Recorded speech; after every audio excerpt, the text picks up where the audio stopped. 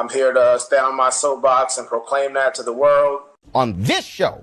This is the hottest show on the planet right now. What's the debate? Ain't no debate.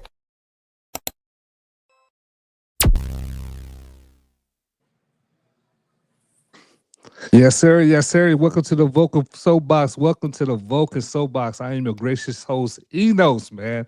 I'm here with my guys, man. I'm going to go ahead and introduce. Got a new guest to the platform. What's going on, Bear? What's going on, man? How you feeling? Man, I'm feeling all right. Anything you want to say to our audience before we get started, man? How y'all feeling out there tonight, man? All right. Oh, man. Okay. Then we got my guy. Welcome back, man. Victor, man. Accountable Masculinity. What's good? What's going on, man? I heard we gonna talk reckless and classy today. Yeah. Yeah, man. That's always a good thing, man, right? All right, what's up, Vulcan? We here, man. Back. Still doing it. Oh, man. Here we go. Yeah, man. What's going on, my people? This has to be part of the show from this point on. You know what I'm saying? Yeah, that's company tradition. Yeah. All right. So let's get right into it, man. The first topic, Dame Dash, Jay-Z, they've been going, well, I was about to say back and forth, but they've been saying a lot of things about Jay-Z over the years. And, Jay's going through, Dame Dash is going through a lot of financial hardships right now. So it was this music executive talking about that situation. I'm going to go ahead and play that video. I want to get y'all thoughts on this, man. Let me know if y'all can see that on the screen. Here we go. Are we good? Yep. All right, let's go.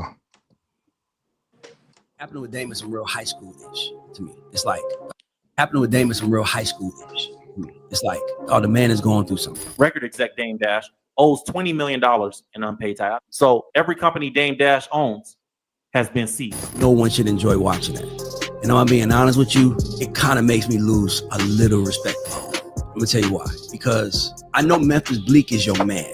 He went on record saying he'll always be a millionaire, right? Because Memphis Bleak is your man. Bleak could be one hit away his whole career. As long as I'm alive, he's a millionaire. I get it, Tata's your man. Those are his little mans that he looked out for. Dame was your peer. And to me, if I'm up 2.5 billion, I'm not gonna let somebody who I loved, like they still the godfather of each other kids. Jay can make one phone call and change that man's life. He can make one phone call and help that man. But depending on what Dame did to him, I don't care what he did to you, because what did he do for you? Man. All right, man. I'm gonna start off with Bear. What's up, man? Should Jay-Z help? I'm got distracted with the comment. Shout out to Didi Red Temple. Said howdy. What's up, Didi Red? All right, so should Jay-Z help Dame Dash, man? Talk to me, Bear. What's going on? All right. I'm gonna get an unpopular opinion. All right. I'm here for it. What age a man need to keep getting help? They 50 plus. Say it one more time. And at what age do a man got to keep getting help? 50 plus, right? Didn't Kanye just get his man $10 million a few years ago? You keep I'm not sure. the bag. Why am I keep giving the nigga money who keep fumbling the bag? And then you just keep my name in your mouth. I mean, I ain't saying that it's that he should gloat and take be happy in what he's going through, but at the same time, do he really owe this nigga? It ain't like when they said Tata his man's, Bleak his man's, all them grew up in the same area, same neighborhood. Dame was just his business partner. When the business and the relationship ends, do you go do favors for your old boss at work when you leave the job? That's a good question. Let's move it around. So basically, you already you standing with the opposite what the guy was saying. He was like, nah, you shouldn't help him. We grown. So, all right, before I get to my guy Victor, man, let me introduce my guy Freshly Snipes. What's up, bro? Going on, everybody? What's up with it? All right, so can y'all hear me? Yeah, we can hear you. All right, we bring you up to speed. I'm gonna get Victor up in here about should Dame I mean, should Jay-Z help Dame out his financial situation? Man, Jay-Z ain't the government. He ain't supposed to be bailing nobody out. Dame got to fix his own situation, you know. He done touched money too. He been around it. He know the same folks. Dame got to clean up his own situation. Ain't nobody coming to bail nobody out on this panel. So Dame got the same responsibility for himself that we got for ourselves. Damn, both of y'all cold. Nobody wants to help the person that helped him start his stardom. That's what the guy was saying. Let me bring my guy Freshly Snipes in here. What's your thoughts on that? Do you think Jay should help Dame Dash? I mean, if the operative word is should, then no, man. That's a grown man. Mm. That's a grown man who kicked dirt on the man's name every chance he get a mic in front of him. Yeah. I can't see anybody justifying, like, can he help him? Sure. Would it be cool? Sure. Should I can't see where anybody would place an obligation on Jay to help Dame, especially with all the extra stuff he's been doing. Yeah. He's a habitual bridge burner, man. So habitual. Hey, He's a habitual bridge burner. that man counting that man pockets in broad daylight too. You know what I'm saying? Stop counting that man pockets. Yeah, he's a professional bridge burner, man. Imagine burning a bridge and then looking back over the river like, you ain't gonna help me. You said, heck no. If Cam ain't even helping him, that's his man's. That's his man's from Harlem. Cam said, you're right. He talked about his poor spending habits. And why he should and could be on right now. And then you can't have a piss poor attitude and be, an arrogant cocky, make somebody come help. Man, he was arrogant like that when he was Jay. It served him good then. Okay, Jay was able to knock down a lot of doors because Dame was that a-hole. Let me bring Vulcan in here, man. What's your thoughts, man? Should Dame help? I keep saying it. Should Jay-Z help Dame Dash? I think the difficulty probably with this question is we're coming at this time in history. So it's just like any other situation, you might see a married couple and somebody would be like, you might be telling somebody a story about a situation with a couple and they may be like, well, what are you doing now to help? It's like they're asking you, what are you doing right now? It's not, they're not factoring everything you did before you told them what was going on. And so I can see a good case that he should have helped whenever he first noticed Dame's decline, however many years back that was. And I'm pretty confident that Jay-Z did offer help in many different ways at some point in time. At this stage in the game now, I think it's fair to assume that they're way beyond all of that kind of stuff at this point. So no, he shouldn't do it right now. I don't think anybody should expect him to do it right now because I'm sure not just Jay-Z, but everybody in that camp, from Kanye to everybody that's been involved with what they had going, has probably told Dame, including Cameron, all those guys, you got to chill out, bro. And if you got Cameron telling you got to chill out, you went too far. So the should is probably way back in the past, many, many moons ago. And at this point now, it's letting the grown man do what he got to do. Partly because people talk about his poor spending habits. What do we know about Cam? I mean, Dame, he's been very open about how he views money and how he deals with money. He said he puts all his work in the streets. He doesn't like having a liquid. He likes to put his work out in the streets and hope it multiplies. Sometimes it don't come back to you like that. Sometimes those investments don't work out. And you got to live with the fact that, yeah, exactly. And you got to live with the fact those big risks you took cost you. And the only way to really learn from that is not to have somebody bail you out, but to learn the process of how to make better investments and how to make better business partners. Should at any point in time. We got to stop using that word. Where does should come from? Where's the obligation at all? Like they went into business together. They both, even if in terms of Dame's decline, right? Let's just say that started happening 10 years ago. Did they not both come out? Now Dame would say, I don't think I got what I should get, but he ain't sue the man, he ain't win. They came out and went their separate ways. And hear Dame talk about it, he's up. He don't work for no man, right? No man is his boss. He made all these money moves. At what point does should Jay-Z help Dame out? It can't just be off the strength, because where's the strength? Dame been talking ish about Jay the whole time. Yeah, why do I we just assume? don't understand the obligation at all. Like, And you can make the case that Jay-Z is still helping him because people still ask him about Jay-Z on all the different platforms. It helps to keep Dame relevant because Jay-Z has done so well for himself since yep. their departure. I ain't heard Jay-Z dub him once in the One public. time. And according to the rest of the industry, if Jay-Z whisper about you, it's tanked. Well, let me ask you if that was your partner. I know would y'all help your friend? That y'all came up together, y'all made millions of dollars, close to half $500 million. He said some things. He's mad about the direction you took. Well, your business decision. Would you help him? It'd be very difficult to help somebody because I'm sure the things that are hurting Dame Dash are the very things that they've all discussed with him prior. So it's one thing if something sneaks up out the blue with my boy and hits him. I'm like, okay, I got you on that one. I got you 6. But it's another thing. It's like, hey, look, man, you got to stop doing this. It's gonna come back and get you. Hey, you got to stop doing this. It's gonna come back and get you. And then it gets him, and it's like, and I got to bail you out. That's a different story.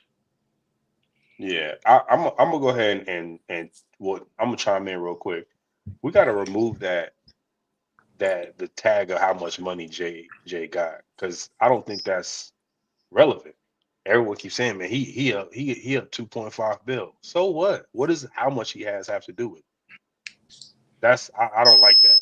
You have so much, you should. I don't like that obligation based on how much. So if I had less, I wouldn't have to. Well, where's the obligation based on how much he has? He has so much that it would mean nothing to him. You don't know what that man got. You don't know what he got tied up. That's funny. Help the bear to read the comments. Help the bear say, "Yeah, but help him fall off." That's cold, man.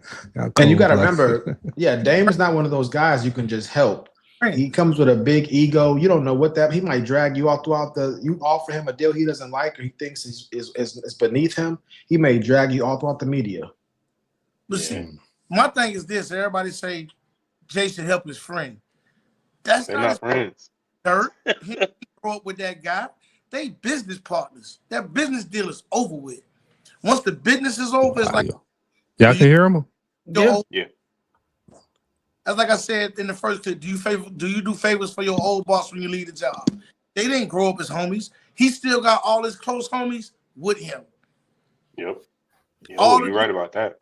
Tata, Emery, Myth, and all the rest of them, they still with him. All his old business partners is the ones that's gone. So they wasn't really just friends off the rip. That was just somebody he went in business with. The business deal is over. It's over. Yeah, why Biggs ain't helping out? Why ain't nobody calling on Biggs? Yeah. He was the original money man. And Biggs still got M's. Yep, I ain't heard nobody dub Biggs. Man, Biggs should help his man's out. His man's out here looking bad. It's Jay-Z is a target because he's the biggest brand. You right about that. They was business partners, and as close as you were, but even based on how they left that relationship, and we looking at it with that scenario, Jay quit that job. Jay got a different job. He got promoted. In the wide world, yeah, he went and he took a better job. Why would you look back and be like, I'm gonna help my former manager out, even though he half the reason I left? Because like the professional bridge burning, the way blowing up, relationships with people that you're gonna have to see again anyway, and they're gonna be hands off of you because they're not gonna feel safe, you know what I'm saying, talking. And the way Dame was handling business, imagine how it would be to talk to him in person. You know what I'm saying? Like he might have all of the salesman language that's necessary, like while you talking candidly, but you don't know what that means when you're not in front of him, because people like that are hard to trust. Yeah. In general. Yeah, Didi Red said, I think Jay played him to a certain degree. All right, so look, what we're going to do, let's just go around the room. Let's start with Ben and get your closing statements on this topic, because it's mixed thoughts. Some people say help him. He's a billionaire. What is it? Pay $10 million, whatever whatever Dame needs is nothing to Jay-Z. So wherever y'all close the thoughts, keep it concise, less than a few minutes, 2 minutes. Let's start with my guy Bear. I mean, I still stand on how I start. I'm gonna finish the race how I started it. He don't owe him nothing. He didn't do him dirty when he left. You know, it's just, hey, we grown. At the end of the day, we grown. You know what I mean? It's just what it is. You gonna keep begging that man for help, or you gonna help yourself? Okay.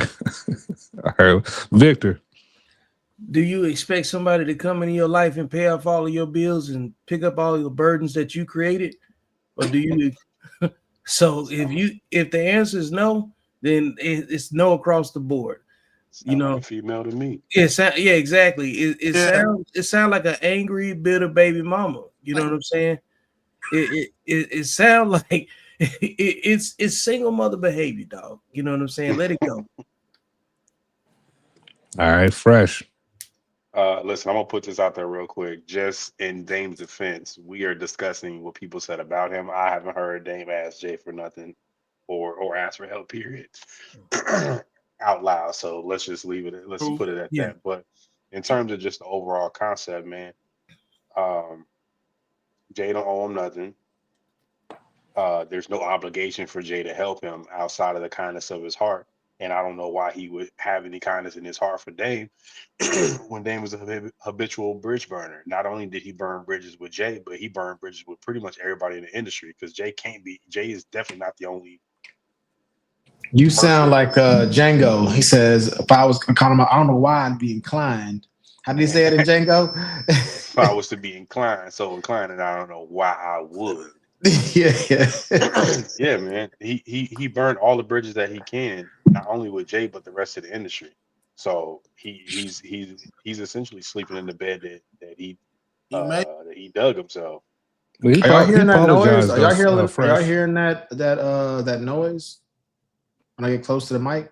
Okay, good. It's just me. Okay, cool. Just your t-shirt screaming, I don't fit you. You see how far tight shirts jokes get you. But Fresh, you remember Dame did apologize. He apologized to Leora, Jay-Z. He said he was going through a lot when Leah passed away. So you remember that viral video? He apologized to everybody. So they should forgive him, man. He was going through a lot for 12 years. Stop. Maybe longer than that, right? It's definitely been longer than that. All right, Vulcan. Yeah, everybody said it really well. We all agree that shouldn't be in there. I mean, Now, again, only thing I would say that might be slightly different than what we're hearing online is I think this was applicable at some point in time or applicable at some point in time in the distant past. But where we are now, Jay-Z's done as much as he can, as much as anybody could say that he should as a friend to Dame. He's free and clear. Agreed. Shout out to Help the Bear. He said he did. He talking to Fresh. Oh, CJ, who's CJ? He didn't give him 2 weeks notice, CJ. I don't think Jay is coming back. Not to help him anyway. Yeah, you're right about that. And if anything about what Dame said about Jay is true, like that he snaked him or anything, he definitely can't ask him for no help. All right. Shout out, if you did give them 2 week notice, at some point they realize I don't mess with them anymore. Yeah, but you don't give them 2 weeks. You want them to feel that, man. All right, so next on hip hop news, my guy from one of my favorite MCs, Jadakiss, is from the legendary group D Block. He was on Joe Budden podcast, but it was a few weeks. I don't know the time period, but I want to get y'all thoughts on that. They was having a discussion. He was on there with his father. They both are in the coffee business and had an interesting dialogue. I want to get y'all thoughts on this about his upbringing. Let me know if y'all can see that on. Here we go. I'll mute y'all background so we can hear the video fine. At a parental guidance that we won't ever be having, and a decision that big. That's crazy. Well, to that point, since he became a father, he just came to appreciate growing up in a 2-parent household Actually, it was a label That's what that I'm he saying. didn't really want to talk about. That's what I'm because saying. it wasn't street. I mean, and he didn't tell you he went to private school, and we had no, that wasn't that nigga that started something. I didn't hear it in there. I don't know. That ain't want to put me on the summer jam. You was Clarence put from me over on the 8 summer Mile. jam screen. Huh? You was Clarence from the other side of 8 put Mile. me on the summer jam screen. But just goes to show you don't have to be of the hood to be in the hood, right? Or vice versa. We still lived in the hood, though. Right, we still lived in the hood. We wasn't coming from Bel Air. We was doing all of this in the hood. I did the same shit with my mom. She heard all that poverty rhyme. She's like, wait, huh? Poverty? No, you had a good home. Don't get out there lying. But for some of us, it'd be a choice. Fact. Like we don't have to go this way, but it's right there. It look good outside, and I gotta go see what's going on. So Jenkins went to college, private school. I'm writing all this shit down. Styles and Chic went there too. Though. Nah. They did. You can't do that. I ain't snitching. They did. It was the same school. P and Luke, we all went to the same school. Then P went to the jail. The jail was right next to the college. We ended up going to do the semester in the jail when we got the deal. Then we put him in the deal. Street. Yeah, he was across the street in Valhalla in the jail. So when do you realize? All right, fellas. All right. So does Jadakiss two-parent household upbringing or two-parent upbringing undermine the street persona? Let's go with my guy, Bear. I'm first. Well, no, 'cause one of my best friends grew up in a two-parent house. His father's a cop. Boy got more felonies than I got tattoos. Like, you know what I mean? And then the fact that I'm originally from Yonkers. I went to private school. I went to private school. I still ended up in prison. Like, you know, you can't never judge a book by its cover. You know what I mean? Like, you can't really just say, okay, now, do you have a better chance coming from a two-parent home and all that? Yeah. But you still could be individually you and make dumbass decisions as a kid. You know what I'm saying? Right. Just parents got it figured out. I mean, you gonna have it figured out. All right, I do want to touch on that. You have a better chance with two kids. Let's bring Victor around. Matter of fact, let's just do this. Let's just do yes or no as far as the question, Victor, and then I want everybody to go ahead, if you want, chime in and give y'all personal. There we go. Is that back on? Oh, yeah, and give y'all personal experiences or whatever. Let's get Victor. Yes or no? Does Jadakiss two-parent upbringing undermine his street persona? No. All right, let's go with Fresh. Yes. Yes. Okay. Okay. Let's go with Vulcan. Yes, it does. Ooh. All right. All right. So we got Bears breakdown already. Let's start with Victor. I think a lot of it has to do with region. I didn't grow up in Yonkers, you know, so I don't know how Yonkers is formatted, you know, but I did grow up in a place in the South that the projects is across the street from some of the two-parent homes, and then a lot of the times your family is still in the projects, even though like you might be in a community that's outside of it or whatever. That doesn't mean that you don't still spend a lot of your time where the rest of your relatives are. So you can still get involved with a lot of the same stuff. You don't all the time have peers where you live at, you know, you have your peers where you spend the majority of your time.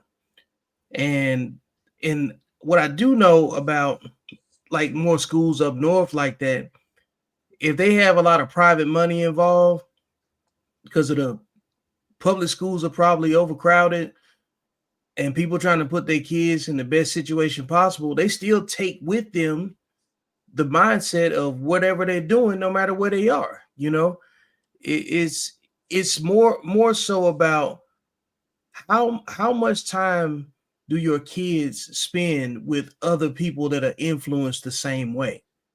So because like you preachers' kids still ending up being street kids. Like every time you look up and you see some preachers' kids, they doing something wild. Not just All right.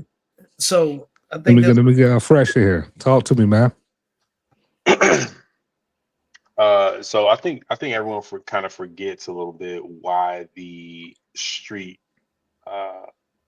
culture or why the street angle has such an allure. It's really the rags to riches story. So typically the allure, the draw to it comes out of the necessity, right? You made it from nothing using your skill set. You got up out of the gutter. It really kind of undermines it. I like the way that you put it. It does undermine it. I don't think it does away with it because whatever he did, if all of it's above board and he did it, but it does undermine his reason for doing it now, because now it's not like you were struggling, you had to get up out the struggle, and this is the only way to do it was moving packs on the block, right? It's like, okay, you had other options and you chose to do this, so it takes a little bit of it off of it. If it's not if it was a choice, because now it's almost like you cosplaying. Whether you cosplay good or not is not it's not the same thing, right? It's more about the intention. So it's like you didn't have to be here, you didn't have to do these things, you did them. So now it's like it's almost, and I really hate to put these two in the same category because of how much I respect the artistry of the locks, but it's almost like 6ix9ine. Like 6ix9ine definitely got in the street and was doing what he was doing for that brief stint while he was out there wilding, but he was a good kid from a two-parent household. That's why everyone was so against him. Like, you don't even belong out here. Like, you don't need to be doing this. I know. I listen. I try to preface that. I try to soften the blow, but at its core, it's the same thing. At its core, it's the same thing as somebody who didn't have to be out there doing that stuff. Out there doing that stuff. Somebody else was 6ix9ine. Let me get Vulcan here. All right, Vulcan, talk to us, man. Talk to the audience. Real quickly, Bear, did you say that it undermined his street persona? Which one did you say? Yeah, I said it doesn't. Okay, it doesn't. Okay, yeah. I mean, Freshly said the point that I wanted to say. He just said it better than I was going to say it. The thing for me is this: it does undermine the persona. I'm putting a key emphasis on the persona. When I heard what Victor said, I think that I agree with what they are saying as well. It doesn't matter what your background, where you come from. You can choose to still fall into that allure of the street life. And I think that's their point. And I 100% agree with that. But the persona, which means how people are perceiving them, is definitely going to be impacted because growing up, and Enos can attest to this, we would have conversations, and the biggest rebuttal or rejoinder I would get when I would ask why a lot of my friends were so caught up in the esteem and the allure of a lot of these street rappers, they said, like Freshly said, this is rag to riches things. They had no choice. They were wrapped up in this environment and they came out of it successful, millionaires. They turned a bad situation, they turned lemons into lemonade. Then you find out they didn't have lemons to begin with. They had lemonade already. And then they had spiked lemonade. So you realize that once you realize that, a lot of that allure is gone. A lot of that that mystique I want to use about the street persona and all the things they had to endure and all the persecution they had to deal with being in certain environments where people are trying to constantly trying to take from you and bully you. And so you have to be bigger, you have to be badder. So when a lot of young men are walking around with that bravado, we go, I can understand why you had to walk around with that kind of a bravado, because that bravado is what kept the people off his back. So it's okay that you pretend like a peacock. A peacock makes himself big and shows his beautiful feathers because he's trying to get the women, right? And we know that's the game. You ain't no other way of getting a female peacock unless you do that, right? In the same way, when you find out that, hold on, he didn't have to do that. He already, his parents gave him women already. He didn't have to show his feathers and stuff. Why is he walking around showing his feathers, making himself a bigger target for predators? I want to make one more point when you get done. All right. Yeah, and so sure, just my last piece about that is, so that's why it takes away from the allure, because you realize these guys were just fans. These guys were just gullible fans of a deceptive lifestyle.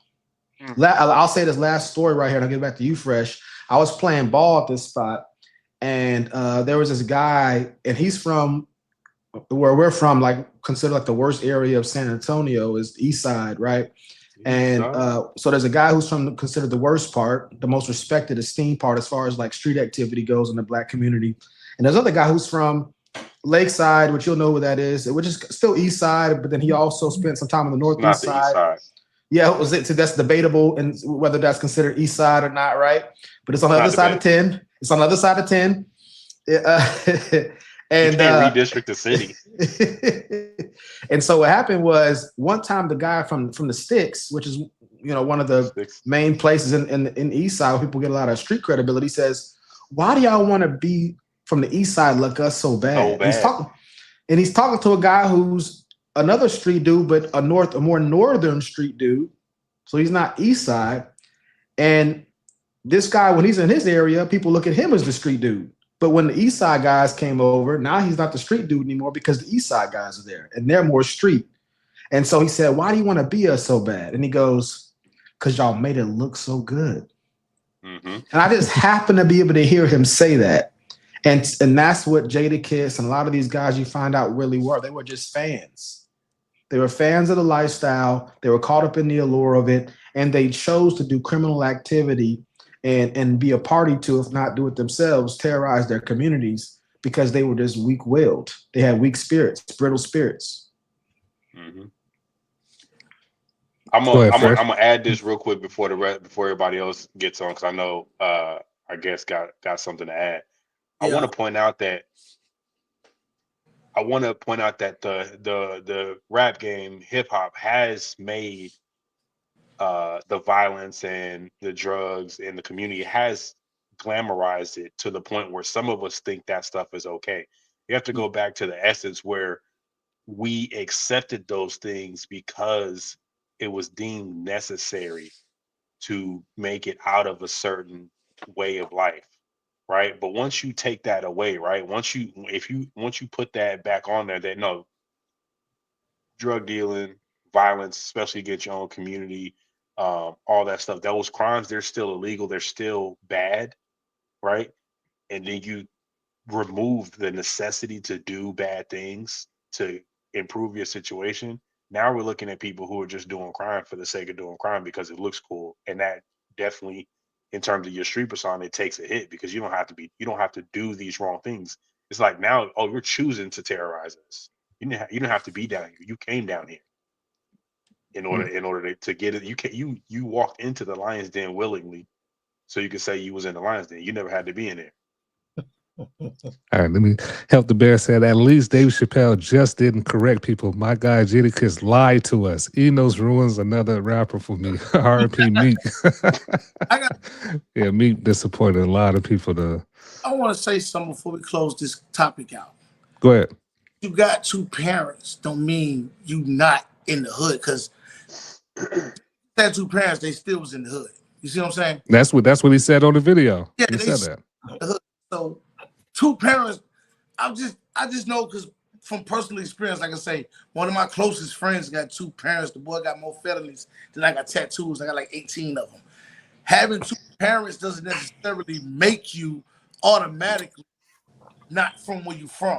But that's real quickly. Bel Air. Oh, he had two parents and they live rich. Like I said, I went to private school. You go to private school in New York off of grants. You know that, right? You don't have to be rich to go to private school in New York. You get grants for that. That's good to know. Yeah. So like, you know, that's what I'm saying. Like, you gotta know. You get grants to go to private school anywhere. Yeah. So like, especially back then, like he a little older than me, so I know like you don't have to be rich to go to private school up there. You know what I'm saying? Okay, you mind sharing why you're emphasizing that you have though? It's the exposure though. So even if you go to private school, you are exposed now to different opportunities. Well, hold on, Fred. Before you spoke, Vulcan, you want to ask him again why he's emphasizing what? I think me and Fresh are on the same page, but I'm just going to ask you. I don't know. I was just saying I was going to put it in the form of a question to give it back to Bear. Like, why are you emphasizing that point? No, I'm just saying that to say like you can't take someone's credibility, you know, whether they authentically who themselves because of you got two parents. You know, you talking about persona. My father died. Yeah. But that's why I was mentioning before. This is talking about the persona. Yeah. See, you were saying the persona. That's a different thing. Yeah. we're saying taking away all of a person's credit. Like some of the rough guys I know had mom and dad in the house. Like I've saw this. Yeah. This ain't a Young Jeezy situation. Like Young Jeezy's persona is now more important than his street credibility. You know what I'm saying? Whereas like all of that conversation with BMF and how he was tied to everything on the street side of stuff, they questioned that later, you know. But his persona ain't never took a hit. But the other thing is too, Jadakiss got the respect of his peers. So 100%. So that's different. You know what I'm saying? Because his craft is his craft. His skills speak for itself. That's where it kind of like balances out. Yeah. Well, again, it's hard. I mean, you're right about his skill set. It does balance out because in the rap game, he does what he does. Top 5 dead or alive, right? It ain't a whole bunch of people who could do what he could do. Yep. But the allure of the rap game, and he had advantages. Backpack rappers, there's a bunch of backpack rappers who could rap their ass off. Pardon my language. That can't. They don't give you that feel. And that if we really want to look at the essence of, and it's not just overall hip hop, right? This is gangster rap, for lack of a better word. This is Jadakiss, the Lox. They are gangster rappers. They not backpack rappers. They not conscious rappers. They rap about street activities. It takes away a little bit of that feel. I was watching an interview with man, what is this dude's name? Casanova.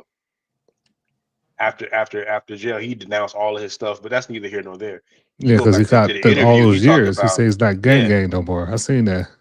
But even go further back than that, he talks about how he grew up where he grew up. He had an 8-bedroom household. His mom had money.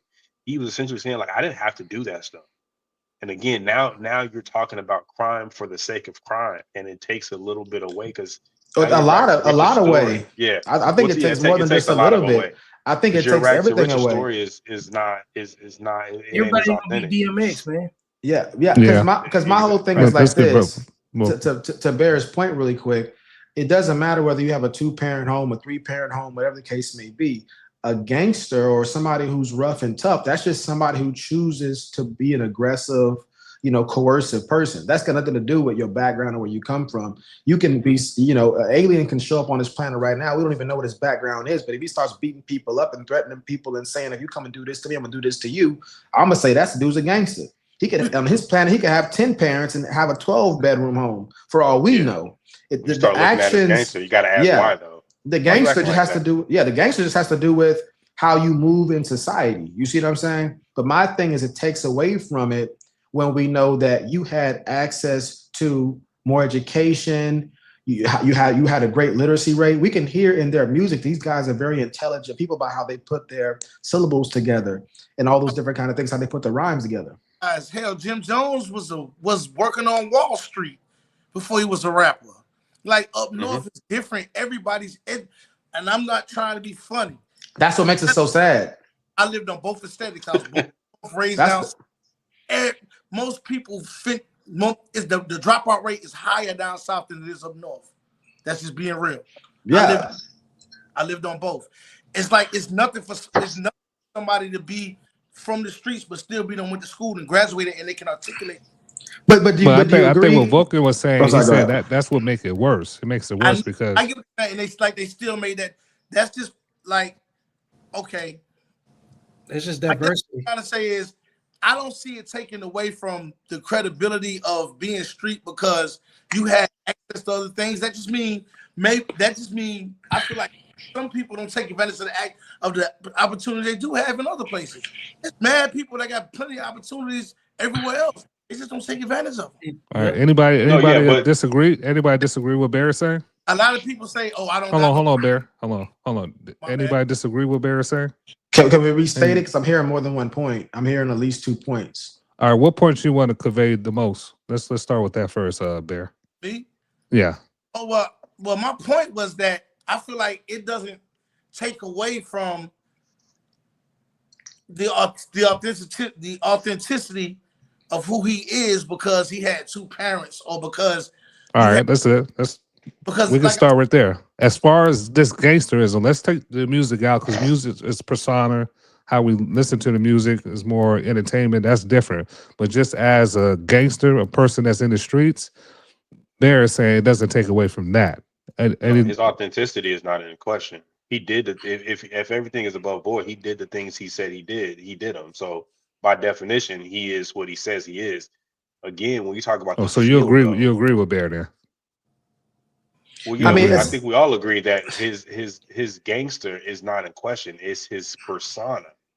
Because again, now we're looking at why are you doing this? It's like, again, it's like a cosplay type of thing. Like if you come down, like to Vulcan's point, if an alien comes down here and gets to smacking people around, he is by definition what he says he is. The question is now, why the wanton violence, right? So you have, again, you look at all these criminal cases, the criminal psychologists, some of this stuff only becomes acceptable based on the necessity to do it, right? He absolutely had no right. choice. This was his environment. This is his only way to survive, right? He was required to do these types of vile, violent, evil things because his environment did not provide him other opportunities. When you start getting into the fact like, oh no, he had several opportunities. He chose this.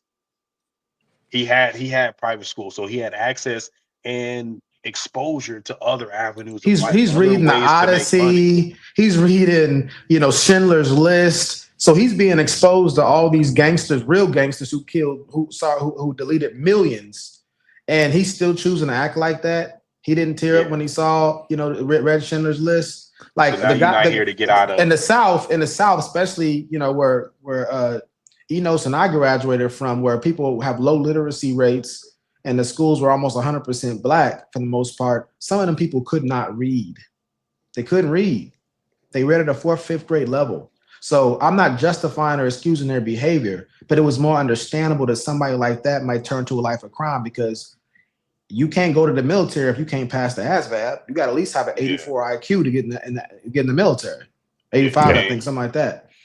Higher education. You don't have access to higher education. You can't go get an office job. Hold on, Fred. Let me bring Bear in here. So, can I say one more point real quick?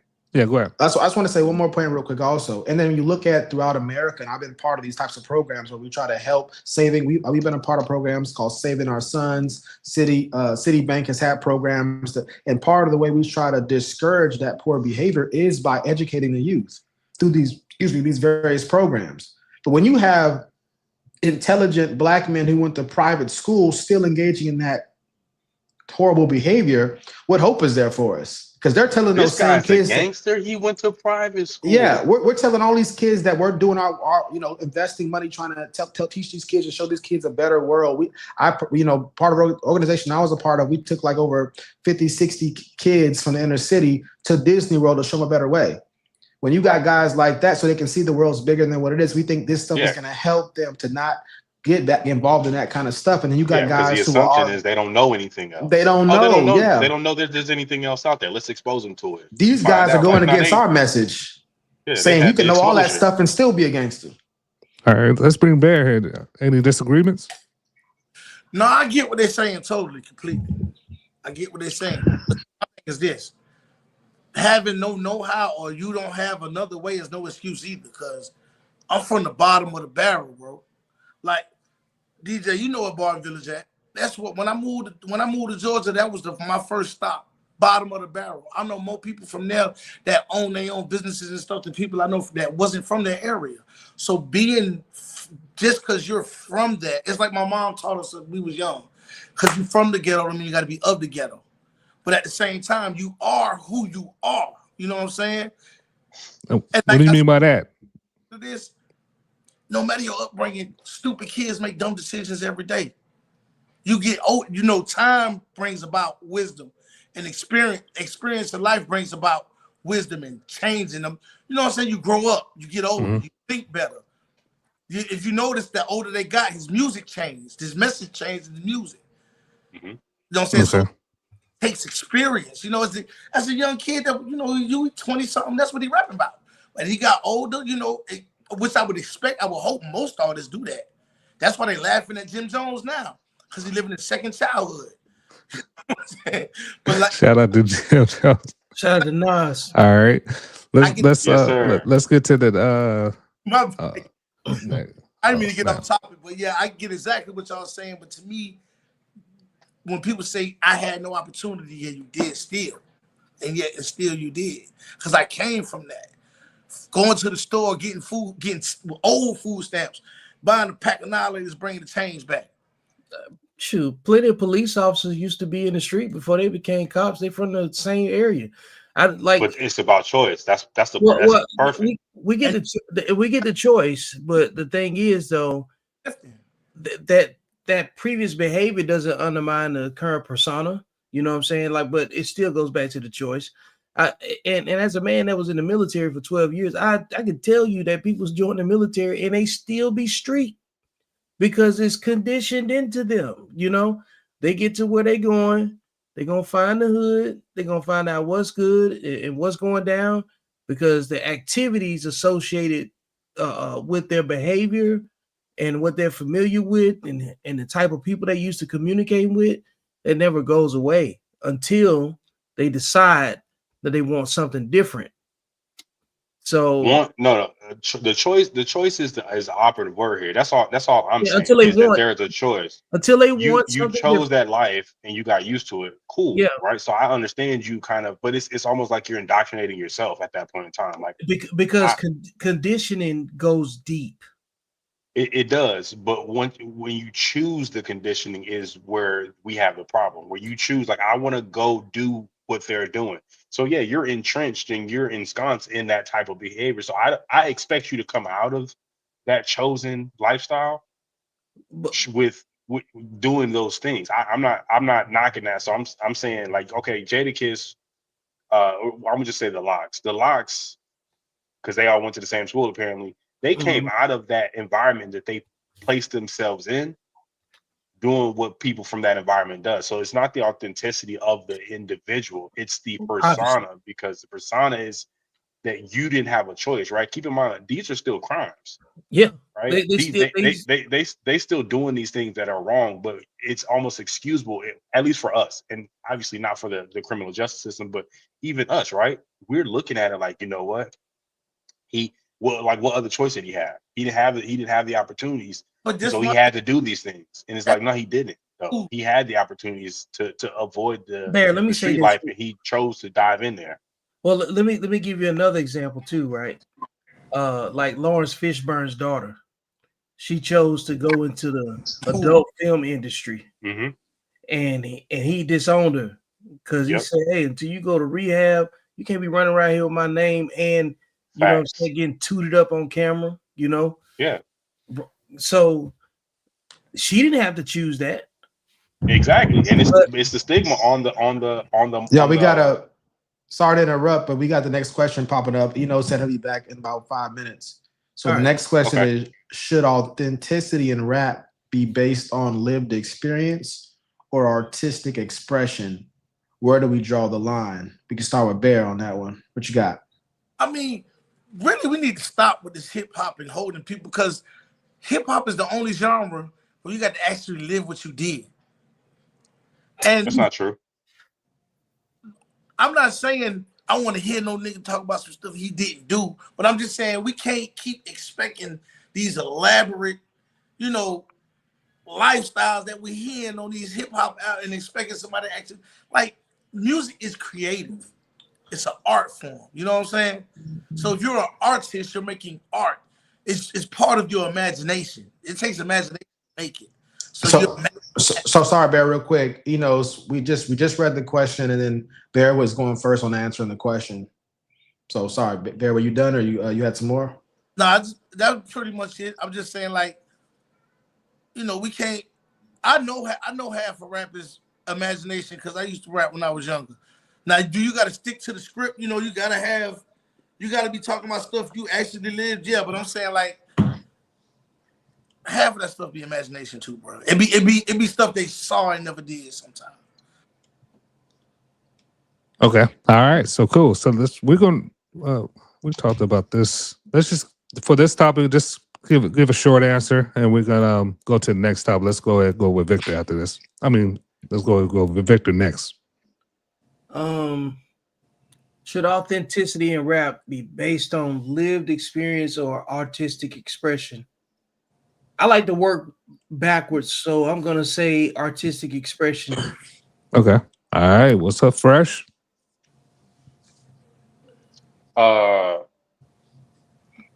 I'm gonna say yes, it should be, or it should be based on lived experience.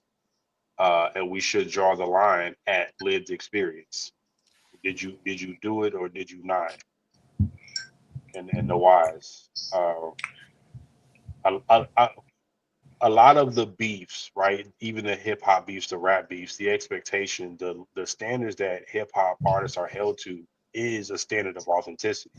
No other genre demonizes rappers with ghostwriters as much as our genre, because it's purely supposed to be based off of your experiences. Our genre is a music of authenticity. Did you live it? Why'd you live it? Like, it's the telling of a story. Once you start telling other people's stories, even within the industry, right?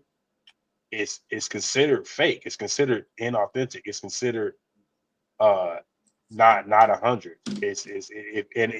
Just so you, I'm a child of hip hop, right? Even though I understand the environment that it came from, but it still makes me feel like nasty. You know what I'm saying? Like, one of Jay's lines was, you witnessed it from your porch, you scribbled it in your notepad. That hit hard because he was essentially saying, like, you're not really out here with us. Looking at my project window. Yeah, you're not really out here you're not out here in the field doing this stuff. How can you rap like you rap? How can you talk about the things that you talk about when you're not actually out here living these experiences? Now, again, once we turn to the fact that rap is an industry and all that good stuff, I understand. But if that's the case, then we're gonna basically abandon the origins. And listen, I don't benefit from it either way. So I'm not knocking. I'm just saying, if that's what we're saying, if we are allowing these things, then we are abandoning the origins of where hip hop came from. We're allowing it to be what these other genres are. And to Bear's Hold on, point Fred. earlier, Let's get Vulcan because we're gonna go to the next topic. hold After on, real this. quick. Let me just finish, because to Bear's point earlier, we're not the only genre that requires you to live to be authentic, right? Like, it's a whole bunch of country artists who have art against other country artists because they're not truly country, right? Beyonce, as country as you want to be, the Taylor Swifts, all of them, but they make the music, but they're still a sect of country music artists. Like, they're not real. That's not authentic. They're faking. They're cosplaying. But real quickly, because I don't know it as well as you, are they saying they're not authentic because of the way they live their life, or because of the kind of music they make? I'm not familiar enough to know. Because of the way they live their life. It's not country. It's not a country life. Yeah, you're not from the holler, right? You didn't grow up in the honky tonks. Really, and all that stuff. In this country, if you want to be honest. If you want to be honest, but we're just talking about what standards the genre holds as authentic. Yeah. All right, Vulcan. Unfortunately, I gotta be the party pooper and just deconstruct the question. So, as Victor pointed out already, I think should is probably misplaced there. I think authenticity can be based off whatever the audience wants to base authenticity off of. I think that Freshly brings up a good point about hip hop's origins, but that can change, just like origins of all kind of things change over time. You listen to KRS-One on the origins of hip hop, and he looks at it as being different now. And hip hop is a bastardization of what it was supposed to be originally. And that's okay. And then you see Jeezy and Nas talk about the death of hip hop, and they battle about that. And then the East and the South and the West Coast have different debates on what hip hop's truly about. For the South, was about the money and the beats, and for the East Coast, it was about the knowledge and the D-boy, the B-boy and all that kind of different stuff. And so you're gonna have those debates, and everybody's gonna look at it different kind of ways. So I would say should is not the right question. That's going to be based on whoever you ask and why they're enjoying the genre and why they're making the genre. To the people at top who own the labels, they might not care about none of that stuff. They just want whatever sells the most, and you can make a legitimate claim that they're the ones who own the genre. You could make a case for that. I'm not saying you would necessarily win, but you could make a good case for that. You know, the artists have their own industry to try to get up at the hood, whatever it's going to take to sell. So I would say authenticity, and then I would say it's a bit of a false dichotomy.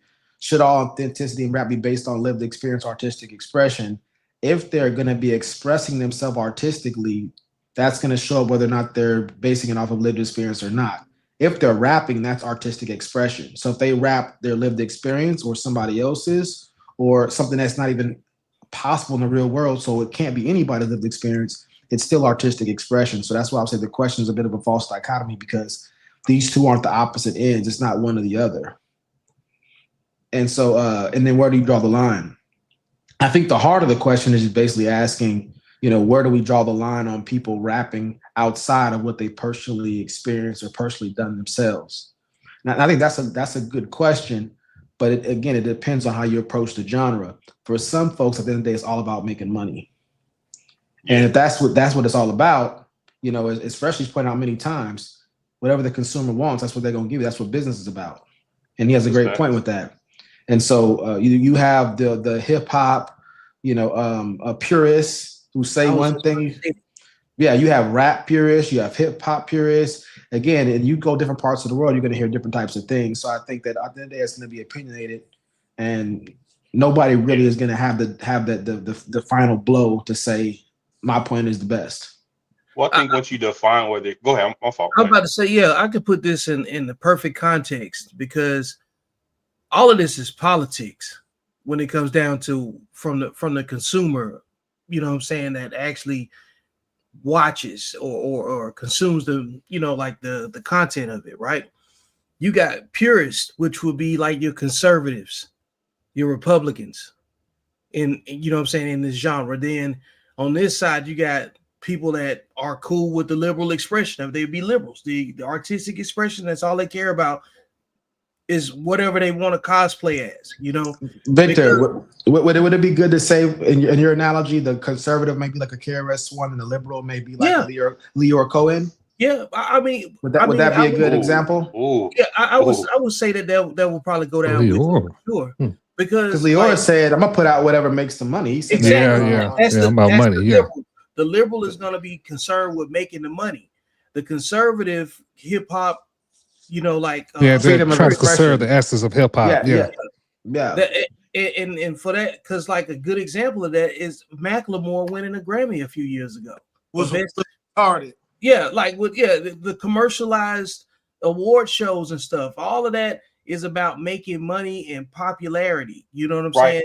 That's hip hop as an industry, though. But hip hop, the genre, we had a very violent reaction to that. But so authenticity is still. And that's my point. Like the purists over on this side, the ones that didn't like that, those guys are like, hey, man, those guys are saying, hey, man, you're appropriating our culture. And then by that time, you got too many vultures, like your Chuck D's, your Public Enemies, all of the guys that was the gatekeepers for the authenticity of the culture, your Rakims, all of the guys that's been goated long before that fall into, you know, the other favorite, like their artists are on other artists' top 5. You know what I'm saying? Because there's plenty of guys that can out rap quite a few different people, but the guys that can out rap and based on talent, they're not gonna get the most popularity. You know what I'm saying? Like even when we're looking at the Roots and Black Thought, we know Tariq, ain't nobody out rapping Tariq if he decide he wanted to turn up, but who gonna listen to him in mainstream outside of his loyal fan base? Like I'm a huge Killer Mike fan. You know what I'm saying? I got something to say to that. Yeah. Hold on. We got with time crunch. We got some videos to cover. Can you hear me? Yeah. Yes, sir. All right, let's go to the next topic. All right, so the next topic we're gonna go to is this guy's been the face of a conscious movement. Speaking of Tariq, shout out to the Roots and a lot of the conscious rappers, Lord Jamal, these guys. But as far as teachers, this guy Billy Carson has been the face of the conscious movement, bringing them 90s back. All right, so I'm gonna get y'all thoughts on this. I'm gonna play this. Remember, mute your background. Oh boy. Hey, Fresh, mute your background. All right. Oh, we already destroyed real scientific studies that conscious thought backed by vocalization, in other words, cymatic frequencies coming out of your throat, talking, can actually affect the physiology of water. And so if your body is made of mostly water, every time you utter a word backed by conscious thought, that now has power over water, which is in your body. So every cell is listening to everything you say, and everything you say is being remembered permanently by every single cell. Forget the mind remembering. On a cellular level, you're remembering everything, and those cells respond to those cymatic frequencies coming out of your own vocal, through. All right. Was y'all able? All right, y'all was able to hear that? Yeah. Manifesting, believing, sort of spiritual practice, man. I'm gonna ask Vulcan. Where do you want to go with this video? I guess we could just start off who agrees and disagrees, and then we can get into the why afterwards, just one by one. All right. Let's start with my guy Victor. I'm not high enough for that one. All right, so I take that as a no. Yeah, I don't have a vote either way right now. I'm riding this one out. And Okay. Bear. I mean, I'm big on manifestation, man. If you see it and speak it, it could be done. So. All right, so that's a yes. All right, Freshly. Muted. I said this on other shows. Manifestation just doesn't have enough proof there's not enough data for it to be real. Hell of a switch though. Hell of a gear shift. Yeah. Crazy. All right. Let's go, Vulcan. Yeah, I mostly disagree with everything that he said. Mostly disagree with everything. And I have to say it mostly because he may have said some things right, but his why is wrong. So I still can't give him full credit for it. You're gonna do the math problem. You don't have to answer, Sway. You don't have to answer, Sway. Boy, made me take my sunglasses off. And he already got cooks by that white man online, so I can't support him no more. See, I don't even know who Buddy is. I never seen him before. I just feel like he believe in aliens and stuff, man. I don't know who Buddy is. This weird ass nigga believe in aliens. Yeah. He's cooked in the not the illegal kind either. Yeah. Oh man. Like, yo. All right, let's get Bear say he agree. No, I'm saying why you agree? Heard of Buddy. I never seen Buddy before. I just believe in manifestation because of my personal life and what I've been through. Okay. You feel what I'm saying? You know my story, D. Mm-hmm. They don't. You know my story, so that's why. Just to give y'all a brief update. I was 19. I went to penitentiary. Did 15 years. Came home at 34. Hit the ground running and never looked back. Not because nobody gave me nothing. Not because it's because I wouldn't take no for an answer for anything I did. You know what I'm saying? I started out on an asphalt crew, shoveling the asphalt, making $10 an hour. I was happy as hell to do it for 70, 80 hours a week. And I manifested everything. Now I just recently started my own business. I've been driving trucks for almost 10 years. I just started my own business. And all of that come from hard work, but manifestation. I feel like I spoke it, I believed it, but I didn't work to do it.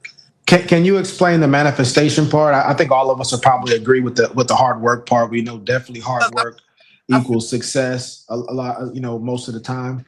Can you explain the manifestation aspect of it? Yeah, I feel like you got to speak. You have to speak life into life. Like I don't believe in like giving bad energy and bad things no life. I don't believe in shit like bad luck. Like, oh, if you put your head on, you know how black people got a superstition. Can you give an example of speaking life? Like, can you give us a phrase or something you would say that would be speaking life? A phrase? Yeah, just can you speak life right now on camera? Okay, like I spoke life into my life right now.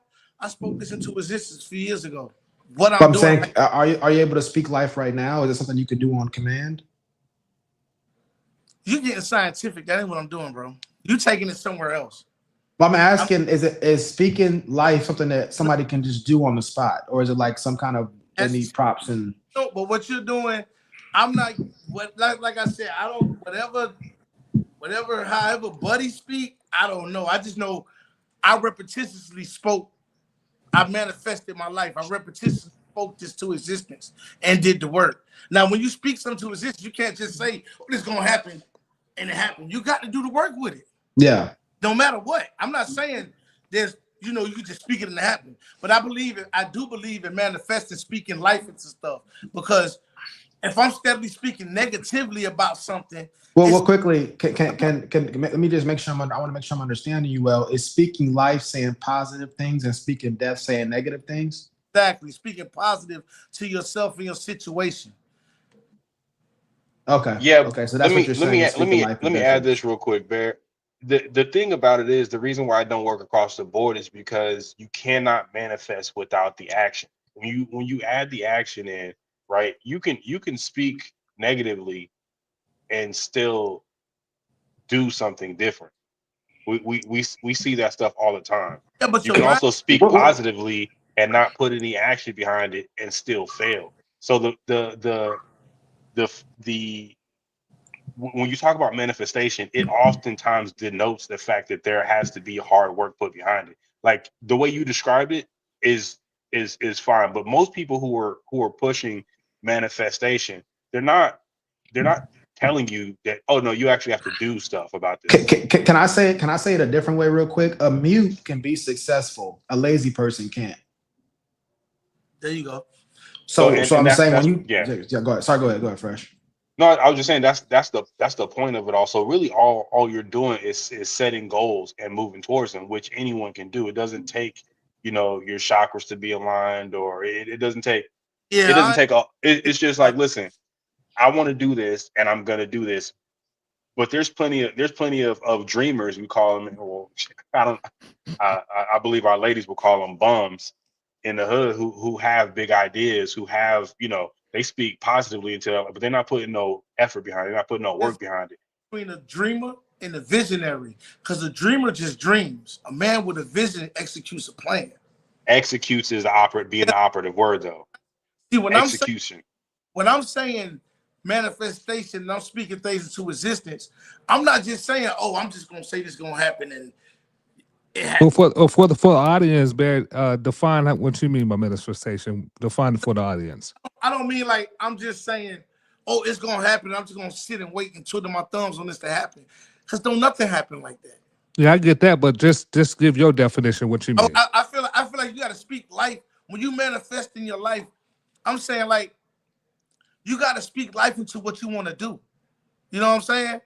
You got to bring forth that energy to change and be who whatever it is you want to do and build and believe. Speak life into it and do the work to it. You know what I'm saying? Are you saying you gotta, or it's helpful? Well, you ain't gotta, but who finna? So are you about to? I'm just gonna say this: are you about to go about a plan and talk negatively against it the whole time you're doing it? So I'm sure there's been plenty. I know plenty of times I've done that. I mean, there's been plenty of times I've done that. This will never work. Especially. I haven't heard Victor. You got anything? I know how to answer this. He changed his glasses. He's trying to kill us. Yeah, I am. So this whole conversation, I need to run this off. So let me talk through it. So this conversation around manifesting is really an individual, subjective based thing, right? Everybody interprets positive affirmations, and it comes from a psychological imprint.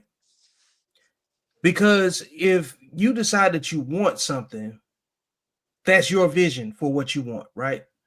Like this podcasting thing. I don't know how big you want this to be. I know how big I want my stuff to be. I put the brand on it. You know what I'm saying? I came up with the terminology. I wrote the books. I got the conversation that goes with it. I'm patient on camera so I can listen and study about everything else is going on. I'm collecting information from other people, you know what I'm saying? And I'm synthesizing it to what I understand. That right there in itself is a power that most people do not have. It is a skill. You have to be trained to do this stuff, and it takes repetition to do it. And then it takes even greater understanding and patience to be able to explain it. Okay. Because just like Bear was up there, he trying to find the words. He knows what he means because he knows how important it is for himself. But being able to articulate that it's something that you can't teach. And then you put together all of your peripheral understanding of every single thing that you know how to do, and then you put it together, and it's the thing that a leader has that separates him from everybody else. It's the thing that makes everybody say, let me see what Bear knows about this. And for whatever reason, Bear can make this happen. Vulcan can't do it, Enos can't do it, Freshly can't do it, and Victor can't do it. It's just another intangible quality that comes from a psychological imprint.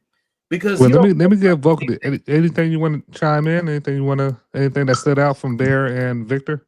Well, I want to say I 100% agree with what Victor's saying and a lot of what Bear's saying. I mean, I definitely think hard work. I mean, the scriptures say a little twiddling of the thumbs and poverty will rush upon you, like whatever it says. I mean, hard work, dedication. You know, I was talking about Victor earlier, saying I admire how he's done all the things he's done to build his brand and how everything influences other things and brings everybody to one body at the end of the day.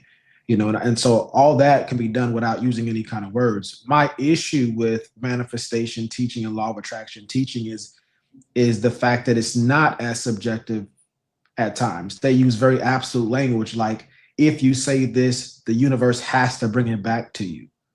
That stuff's not true. Now, from a scientific standpoint, there have been studies that show if you write down your goals, you have a significantly higher chance of accomplishing in those goals. If you speak affirmations to yourself, it increases the likelihood that you're going to accomplish your goals. That's probability. That's likely. That's something that a man can work with or a woman can work with because it's giving you percentages. You could do all that stuff and still fail. You could do none of that stuff and still succeed. So my issue is not with anything that Bear said or Victor or Freshly or myself. It's when you see these practitioners, do y'all realize that people that teach the manifestation doctrine believe that, let's say, for instance, I'm in a hospital in the bed with a illness that can take my life. You know, they would even say me saying that is me speaking death into my life. Even me giving a hypothetical, that's how crazy some of this stuff gets. That me giving that hypothetical I just gave you right now is me speaking death in my life. But we'll put that to the side. And then Victor's there at the hospital bed, and he's thinking positively. He's saying positive things. You're going to recover. And let's say that Freshly is the nurse in there. He's doing everything a nurse would do, but he secretly wants me not to do well. He's doing everything physically that he should do as a nurse to sustain me, but he secretly is believing I'm going to fail. I'm not going to be. Manifestation, law of attraction doctrine would say that he can cancel out my chances of surviving just by his negative thoughts. And if he happens to tell a nurse on the outside once he leaves the room and tells another nurse, that person ain't gonna make it. People that really hold to this manifestation, this is a spiritual doctrine here, that hold the manifestation law of attraction, they believe that him saying that to that nurse outside when he leaves the room can spiritually affect the likelihood of me surviving. That's the absoluteness that I'm attacking and that I think is detrimental to us. And that's why I'm focusing so much on the words. Yeah, it denotes the fact that you got to actually do something to make those things happen. I'll say this too. People that lean on those levels of absolutes, they don't know anything else. They don't study it. See, in the absence of knowledge and confirmation through empirical data and studying and actually applying these numbers and all of these different formulas that we can dream up, or that we've actually studied, it's going to get replaced with sheep herder level literacy. You got to understand, like, even back in the day when, you know, like when you had biblical times, Moses was literate. The people that follow him were not.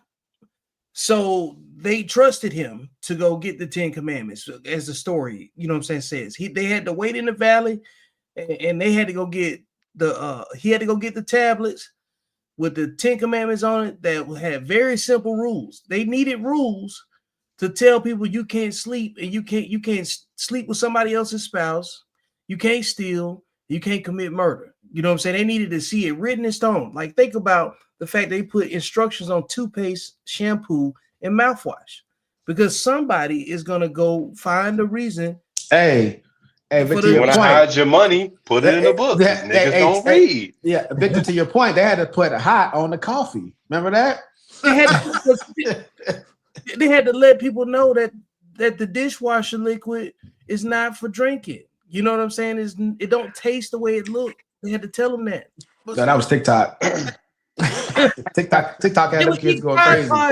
They were eating Tide Pods not that long ago. That goes. We can't hear you, Bear. Breaking up a little bit, Bear. You mute. Oh, can you hear me? Yeah, okay, I can hear you now. Any disagreements you heard from anybody on the panel, or you want to address?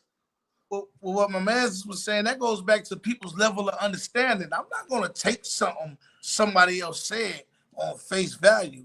I'd be a fool. I got to go investigate. You know what I'm saying? I would take from it, you know what I'm saying, some notes, and I wouldn't like just fully hard and believing in something someone said without doing the research. Yeah. I wouldn't. You know what I mean? You got to do the research to everything. Got to do the research. Yeah. Let's bring fresh in. You got anything you want to agree, disagree, or any thoughts on this topic? Yeah, just real quick. I think that, and this is not an indictment on Bear, because I believe that what he described is how it's supposed to go. I just don't think it's manifestation in terms of the doctrine as it goes. So what he's doing is setting goals and working towards them, and he's accomplishing and achieving those goals. Now, the only issue that I have, and this actually speaks to what Victor was talking about earlier, is it brings about an air of, because I don't really attribute it to lack of understanding. I think, well, it is a lack of understanding, but out of laziness as opposed to inability to get it right. This is the doctrine of manifestation is a lazy way of, quote unquote, kind of getting what you want, right? I don't have to work hard to do it because I can just manifest it, right? That's why you have so many women. I'm about to get into some. That's why you have so many women who manifest their husband and don't actually build themselves to get that husband. I'm just manifesting my man. You're not going to school, right? And men do it too, right? I want a car, or I want to live. Tell the truth, shame the manifester. Shame the manifester. I want to live this lifestyle, but I'm not doing what it takes to get to those lifestyles, because someone told me, like, if I just think about it hard enough and positively enough, I can achieve it. But Bear, I'm Scorpio. Because I'm exactly Bear. What you were describing, that's the problem with the doctrine itself, and not just overall, I guess, manifestation. But the problem with the doctrine of manifestation is it doesn't include what you said. Like, yeah, I grinded to get where I wanted. I went through the $10 an hour, 80-hour weeks. I did all that to get where I wanted, right? So you set a goal. I separated myself from Buddy because I don't know who he is. I never saw him. That's that's the general public. I think Fresh is just focused on the word. Even though Billy Carson used the word, a lot of people use the word manifest, and he said just the word itself is not. That doctrine is widely believed by a lot of people. Carson is just a representative of the thinking. There you go. That's a better way of saying it. He's just an example. Yeah. There's a whole bunch of people that function off of, like, that's like that. You know that jail smart. You've been around a jail smart person. Oswald, Living Color. Come on, yeah.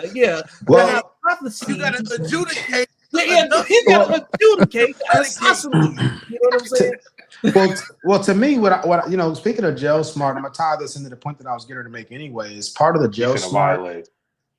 Yeah, part of the jail smart thing is poor critical thinking skills. I don't mean intelligence. Somebody can have a high IQ, a low IQ, a medium IQ, but if you never learn the skills or the tools of critical thinking, these guys will amass a bunch of different information that they have inside their mind. You can read all the books, but when it comes to you trying to put that stuff together and extrapolate and infer and deduct, they don't vet it properly. They just it goes awry. This guy just said, "Oh, sorry, go ahead, Victor."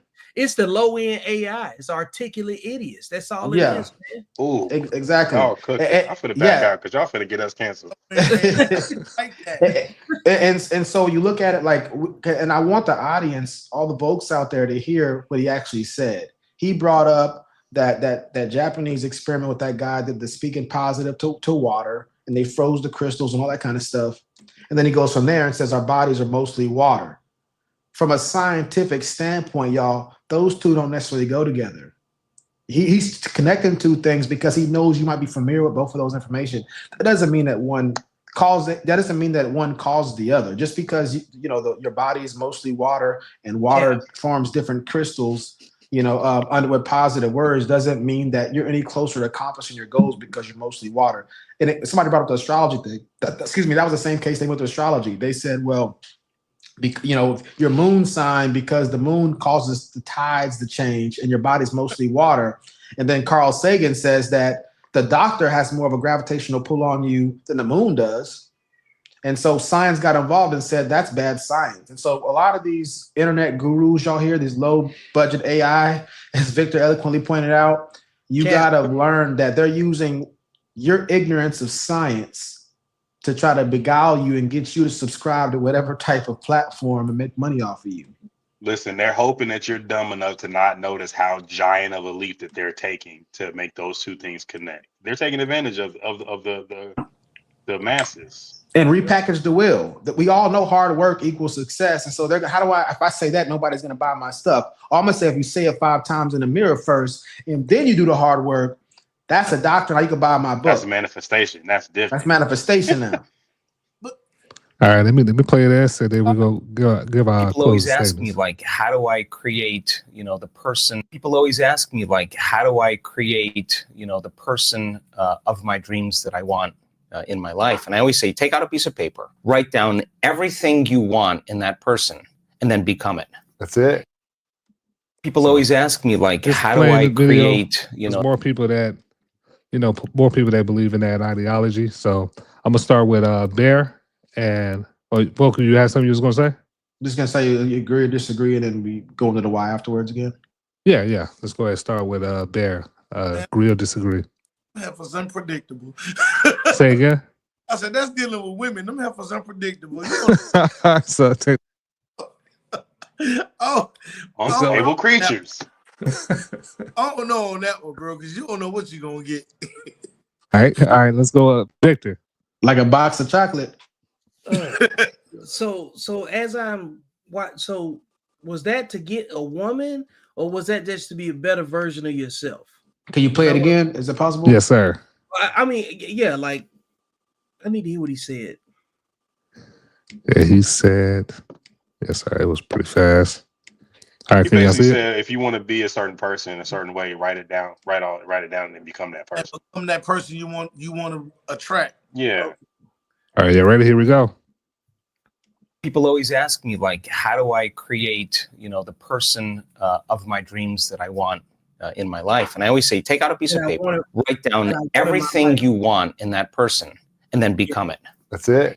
Okay. People always ask me, like, how do I create, the person of my dreams that I want in my life? And I always say, take out a piece of paper, write down everything you want in that person, and then become it. That's it.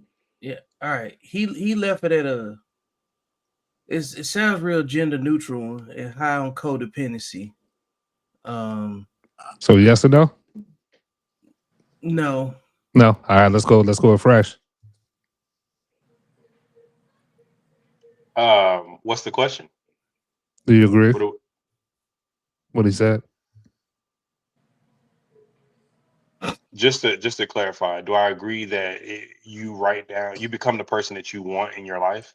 Yeah, I was gonna just go ahead and say it because the video goes by so fast. I just want to say it real quick for everybody in the audience too. Thanks Freshly for pointing it out. So what the guy is saying, when people come to him and talk about how do they get the spouse or manifest the spouse that they really want, male or female, they're saying what you need to do is write it down, what you want, and then become that. Yeah, I don't agree with that. No. I'm not finna become the woman I want. I'm too player for that. I'm not finna like straight up. Like you know what I'm saying? Yeah, come on, man. Like, I'm rough. I need soft. What kind of spell it? SOFT. Soft. Capital T. Yeah, what kind of fatherless nonsense is that? Hey man, that's a white man. His father was most likely in his life. Nah, yeah, he was getting pegged. All right, Fresh. You get the video now, Freshly. Yeah, I don't Yeah, agree. yeah. Hey, I don't agree with it. I just clarified. I wanted to clarify what he was actually saying. Okay. Because it was super vague in that clip. His whole life vague. Yeah, He says whole This life. nigga vague. All right, let's bring Vulcan here. Oh, opaque ass. Oh, vague head. Clear as mud looking at. Yeah, you know. Oh man, Marvin's room face ass boy. He been manifesting all his life. All right, talk to us, Vulcan. You finna become the girl you want. Hello, Bear. Yeah, I definitely disagree. Okay. Oh, so we all disagree on that. Okay. All right, so let's just. I'd be damned if I'm sitting down writing down over and over again for a certain type of woman to show up in my life. It's crazy. That's witchcraft. I want a soft woman. I'll be soft. Boy, shut the hell up. Now I gotta cook clean. And come on. And the soft woman that you want don't want you because you soft like her. Oh. Wait, hold on. Enos, you ready? Yeah. We're getting ready to go over the why now, right? Or no? Oh yeah. Let's go to the why. Sorry about that, fella. You're gonna manifest a woman that's gonna cheat on you. That's crazy. All right, let's talk about it, Bear. Man, why you disagree? Let's talk about it. Bear. Huh? Yeah, let's talk about why you disagree. Explain why you disagree. I'm not finna be that girl gay bestie. He didn't say what kind of relationship. He just kept saying person. I'm just saying Gender neutral. That's why I said gender neutral. So, He just said who you want in your life. He didn't say in what capacity. Yeah, exactly. Well, that's true, but still, I'm not conform. Even if it's not a woman, I'm not conforming to nobody. I'm not gonna. You gotta accept me for me or no. Okay. And after we meet in the middle of the street, we can compromise, but I'm not finna just change it for nobody. All right. So Bear said he's not conforming. What's going? What you think, Victor? I'm the standard. Okay. I'm already put together. So you're not conforming either. I'm the standard. They have to figure it out with me. All right. So Bear said he's not conforming, and Victor said I'm the standard. All right. What's up, Fresh? It just doesn't work in terms of relationship dynamics. Becoming the person that you want in your life is absurd. Yeah, we see what you do. It's what he should have said is become the type of person you want in your life will want, but he didn't say that. Yeah. So it's a dub. All right, talk to us, Vulcan. So, I mean, obviously, we all agree on this point. I want to get in a little bit of the psychology, I believe, initiated this type of mindset. I think what he's trying to attack is, and he's being tongue-in-cheek, basically saying that people are asking for things that they're not even themselves. They're not whatever they're asking for. And then there's a way to take it that makes sense. If you want to say you want somebody that's going to be loyal, you be somebody who's loyal and stuff like that. And to some extent that can help. If somebody that's observing you that is that way, they're more likely to approach you or to be more receptive if they see the same value system manifested in you that they have themselves. So there's a truth to that. If you want somebody that's in the church, you got to be in the church, right? If you want somebody that's working, well, you got to be around people that are working. So there's a lesser extent, but I think it's just poor advice. And obviously it's a clip. So maybe he clarified it, outside of the clip. But the difficulty with a lot of this stuff, especially for a lot of the women that are going to hear that, a lot of gullible men that are going to hear that, is it just helps with the delusion that people are already under, that it's a false equivalency. Women and men mate select for opposite things, or as attraction, the attraction template that Victor speaks on all the time. Women want men who are taller than them. Men typically want somebody shorter than them. Women want somebody bigger than them. Men want somebody smaller than them. Women want somebody that they can follow. Men want somebody they can lead. All of that is going to be opposites. Even in homosexual relationships, they have opposites. It's still going to be a feminine and masculine energy, and whether it's lesbian or gay couples. So in no facet does it make any sense. And I think that it's very haphazard and irresponsible to say those kind of things if he's not making it clear that he's being tongue-in-cheek about people who are asking for things that they don't, asking for certain values that they don't manifest themselves. that's the context in which I can see it making sense. Outside of that, I think it's all some type of ploy to get people to buy his book, or he's trying to say something different than what everybody else is saying and deceive a lot of people. I think you got to make a list based on polarity. You know, like if you want to lead a big company, if you want to lead anything, right, then you want to get folks that actually support and is willing to follow and get in line with what you're doing. It just depends on from what standpoint you're looking at, because I think you gotta, this idea that we have to match things. No, you have to, if you want to attract something, you have to have polarity in everything that you do. So if you're gonna get a bunch of the same people that think the way that you get, you're just gonna be in a tug of war. You're gonna be in a competition. Like in theory, if you just wrote down everything, because now you just write down exactly what you are and how you think. So you're only gonna be able to bring to you what you recognize what you're looking for. Instead of somebody showing up saying, hey, I know more about this than you do. Let me show you, let me teach you something. That's the thing. I believe that we should be looking for people at this stage, because all of us know a whole bunch of things. And I said earlier, very few of us know how to teach those things. We need to be looking for people that can actually teach us something about what we already know, so they can fuse that ton of information that you already got and say, oh, I know exactly to where to tweak, you know what I'm saying, what you're doing. So you just take off and I'll take this off your plate, not bring something to the table. What can I take off your plate? That's good. And you know, that's a good segue for our next video. We're about to cover Jordan Peterson. I don't know if y'all familiar with him. A lot of people go to him, and he teaches a lot of things to help a lot of guys be better men. He did a viral debate. I think it was 20 against 1. That's been trending, a viral debate about Christianity. And we have some guys that a lot of people is reacting to it. And I want y'all to hear this reaction. I would like to let people know that logical fallacies make perfect sense, especially in an academic situation. However, I would like to let you know that these are also opinions and perspectives.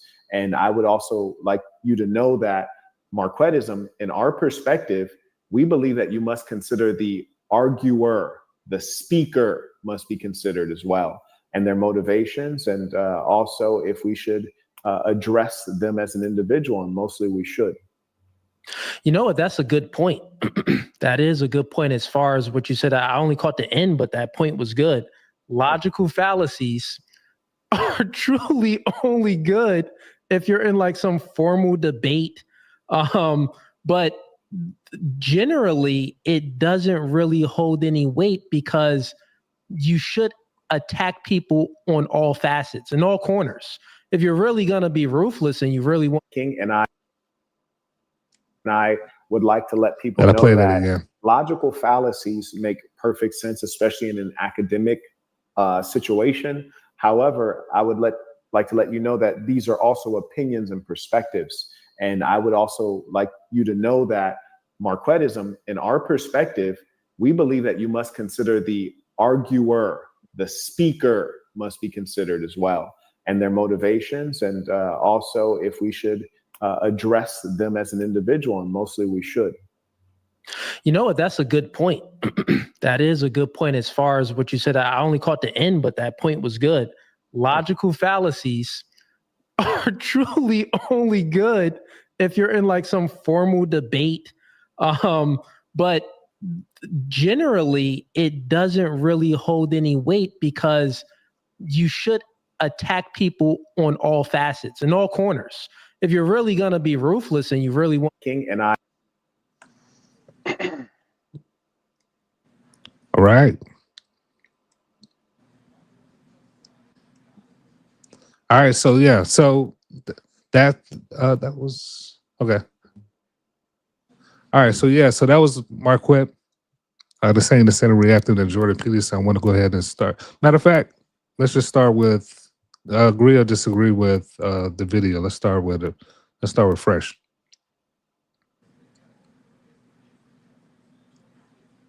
agree that you should. You want me to attack everyone on rephrase? every facet? Yeah, Like you can. when you say to agree with the video, there's multiple points of view. Like, what you gotta tell me what are you asking me? So just for the you mind if I just state it for the audience? Yeah, you out there? fine. Yeah, so both of the guys are making the point that being logical and reasonable and using logical terminology and stuff like that is good in academic conversations.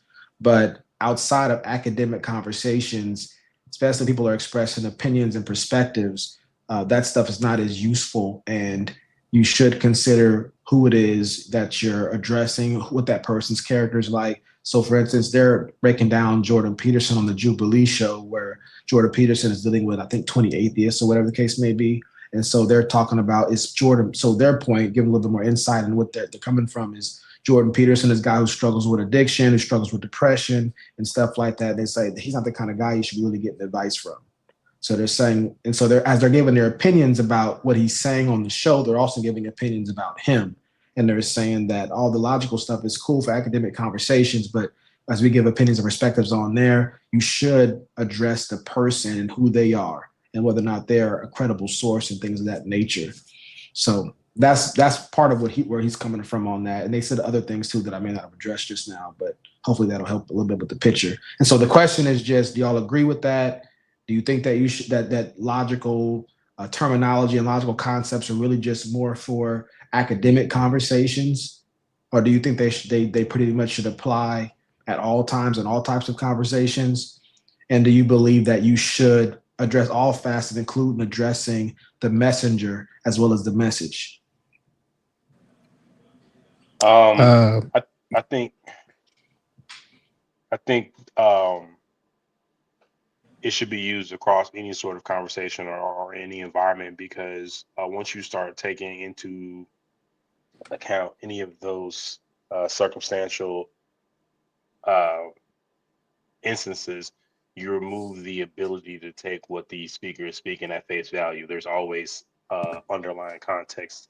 And the problem with having underlying context is, oh, you know what, my fault. We're going with agree, disagree. That's on me. Disagree. Bear?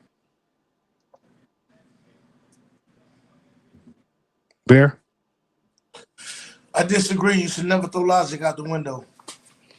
Victor? I disagree. I need all the information. I never throw information away.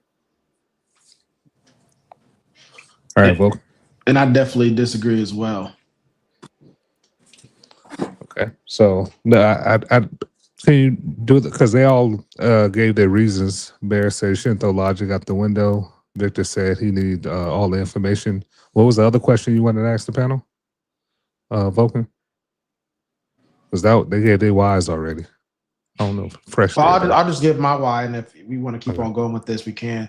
So for me, the reason why you can't just leave logical terminology and things of that nature for just academic conversations is because most people don't learn through academic conversations. Most conversations are casual. Once you get out of school, and I would argue even in school, most of the conversations aren't academic conversations.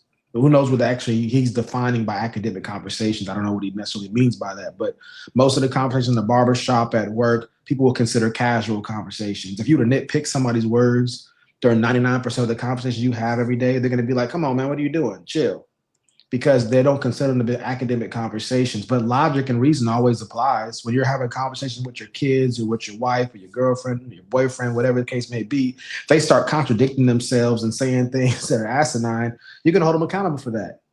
Out of love and out of respect for y'all's relationship and their betterment and dignity for yourself. So I think that people that like these guys that are saying at times you should suspend logic and reason are looking for a reason to be able to assert their own opinions and perspectives in place of reason and logic. That one of the guys on there, the Saint in the Center, he's a big time guy on YouTube. Both of these guys are big time guys on YouTube. There's already been like 2 or 3 videos online about him being a cult leader. You know, whether you agree with that or not, it's not my point. I've just noticed he's a very sharp man as far as intelligence, and he understands epistemology and logic pretty well from what I've been able to ascertain from his videos. But he commits to genetic fallacy a lot. He'll attack the person. He'll say because Jordan Peterson struggles with addiction and depression and stuff like that, he's not somebody you should listen to. So basically what he's saying, unless you're basically me or you're somebody that I deem good enough for you to listen to, then you should listen to them. It sets up this, you have to be perfect in order to, nirvana fallacy, what the technical term would be called the nirvana fallacy, saying that if something ain't perfect, then it's not good enough. And then where does that end? I mean, could we disqualify him from being listened to because he's saying that it's okay to suspend logic and reason at times? That's pretty dangerous. Well, it's definitely manipulative. This is the same kind of tactic that pastors use all the time, religious leaders, cult leaders, ideologically motivated people. Like when it comes down to the Taliban, the Al-Qaeda, Al-Shabaab, any Boko Haram. Girlfriends use it, boyfriends use it when they say that's my feelings. The sisterhood, red pill. Anybody that's like labeled themselves and put themselves out in front of something, they gotta have an impermeable stance on something. Like they have to be right. Everything has to come back to them being right. You know, how many of y'all's girlfriends have said, "I don't want to be logical right now"? I know I've experienced that in my life numerous times. I want to be logical right now. This is the only time. Those women didn't make the cut for me. You know? Like if they said something like that, I was like, "Oh, you ready to break up?" Because like when I tell you the truth, oh, now you ready to hear the truth. Oh, you fixing to get out of here. You ready to break up? That's how I got stuck with them because now I see what's going on. You throwing all your trash on my side of the aisle, man. Hey, look, so they don't make it past that. But now, I think that there's some psychological imprint. I say this a lot. We all want to do the right thing, and then we want to get better at the right thing to the point where we're pursuing perfection. That's what repetition is, right? And then when we get something that comes across in front of us, we've rehearsed what we're about to experience so well that it's like, damn, that person's so sharp because we're passionate about something. You know, like you start changing the way that you deliver your message. Like you go from like when somebody says all men cheat, I started saying, well, if all men cheat, that means all women are side chicks. So stop using all of this all-encompassing words. Leave room for the exception. That's why I say I need all of the information. I need discernment. And so now you have to increase the intangibles that go into your psychological imprint, decide if this is a disciplined decision or an undisciplined decision. And because like, what's the goal? You know what I'm saying? What's the motivation of the person? Because like, hold on, Victor, let's get everybody here fresh. I don't think you got to give your whys for why you disagree with this video. I'm gonna just keep it to the ability to have a conversation. Once you remove logic from it, you foist the responsibility on the communicator to make assumptions about what you know, what you like, what you're thinking, how you're thinking about it, your past experiences. And the problem with that is there's no way that you can, as the communicator, that you can predict those things with 100% accuracy. So that communication, almost by definition, is going to be ineffective. Now, you also leave room for deception when you allow the receiver to choose whether or not they tell you these things, right? So and if you allow them to kind of sit on the laurels of, well, you should consider these things, you allow them an escape, and that's really what that mindset is built to do, is allow an escape. With logic, you can pin someone down to just the facts. Without it, there's always room to wiggle out based on how you feel or how you were feeling at that very moment, or your past trauma and those types of things. So it doesn't allow for an effective communication or conversation. So it's you should never throw out logic. You should always keep it. Yeah, that's the safe net. And you can never hold somebody accountable if somebody can choose to have logic and reason suspended, then how could you hold that person accountable? Just go off my name. That's Just go basically off what he's who I saying. am. Yeah, go off who I am. When logic is But out, there's no guidelines. There's no parameters to work on. Structure. Because logic is gone. So now we're going off how we feel. And you can feel one way 1 minute and 1 way the next minute. There's nothing solid to stand it on. You know what I mean? That's when you get that. That's when you get that AI, the articulate idiots. They love this type of stuff. Well, and my thing is like, at best, I would say it's articulate idiots, but I like what you said earlier, Victor. I think some of these guys are downright evil. Doing it on purpose. They're downright evil. They're not idiots and they're very articulate. They know exactly what they're trying to do. They're building their following. Yep. It's just like when we say women are using word salad. That's all it is. When you throw logic out the window, it's like you ever listen to a tape and it flipped over and it's like and start getting all garbled. That's what it sounds like to people that think. It's like we just gonna let you talk until you finish, and when you skip the song. I do want to ask Vulcan, why should we emphasize the evil part? Why do you think that's important for the audience to know that this rhetoric is evil? I think there's an implicit reflex to assume when somebody's doing the wrong thing, it's because they have a lack of understanding about something. And because that's typically people's reflex because they want to assume the best about all parties, what happens is you open yourself up to people that are just evil. That person may not, and this goes, if you're in the 40 laws of power, you see that in the 40 laws of power that you should just assume the person knows what they're doing. The reality is that sometimes things are happening wrong or incorrectly. Victor used an example of pastors, and I've seen this many times. And this is not just exclusive to churches at all.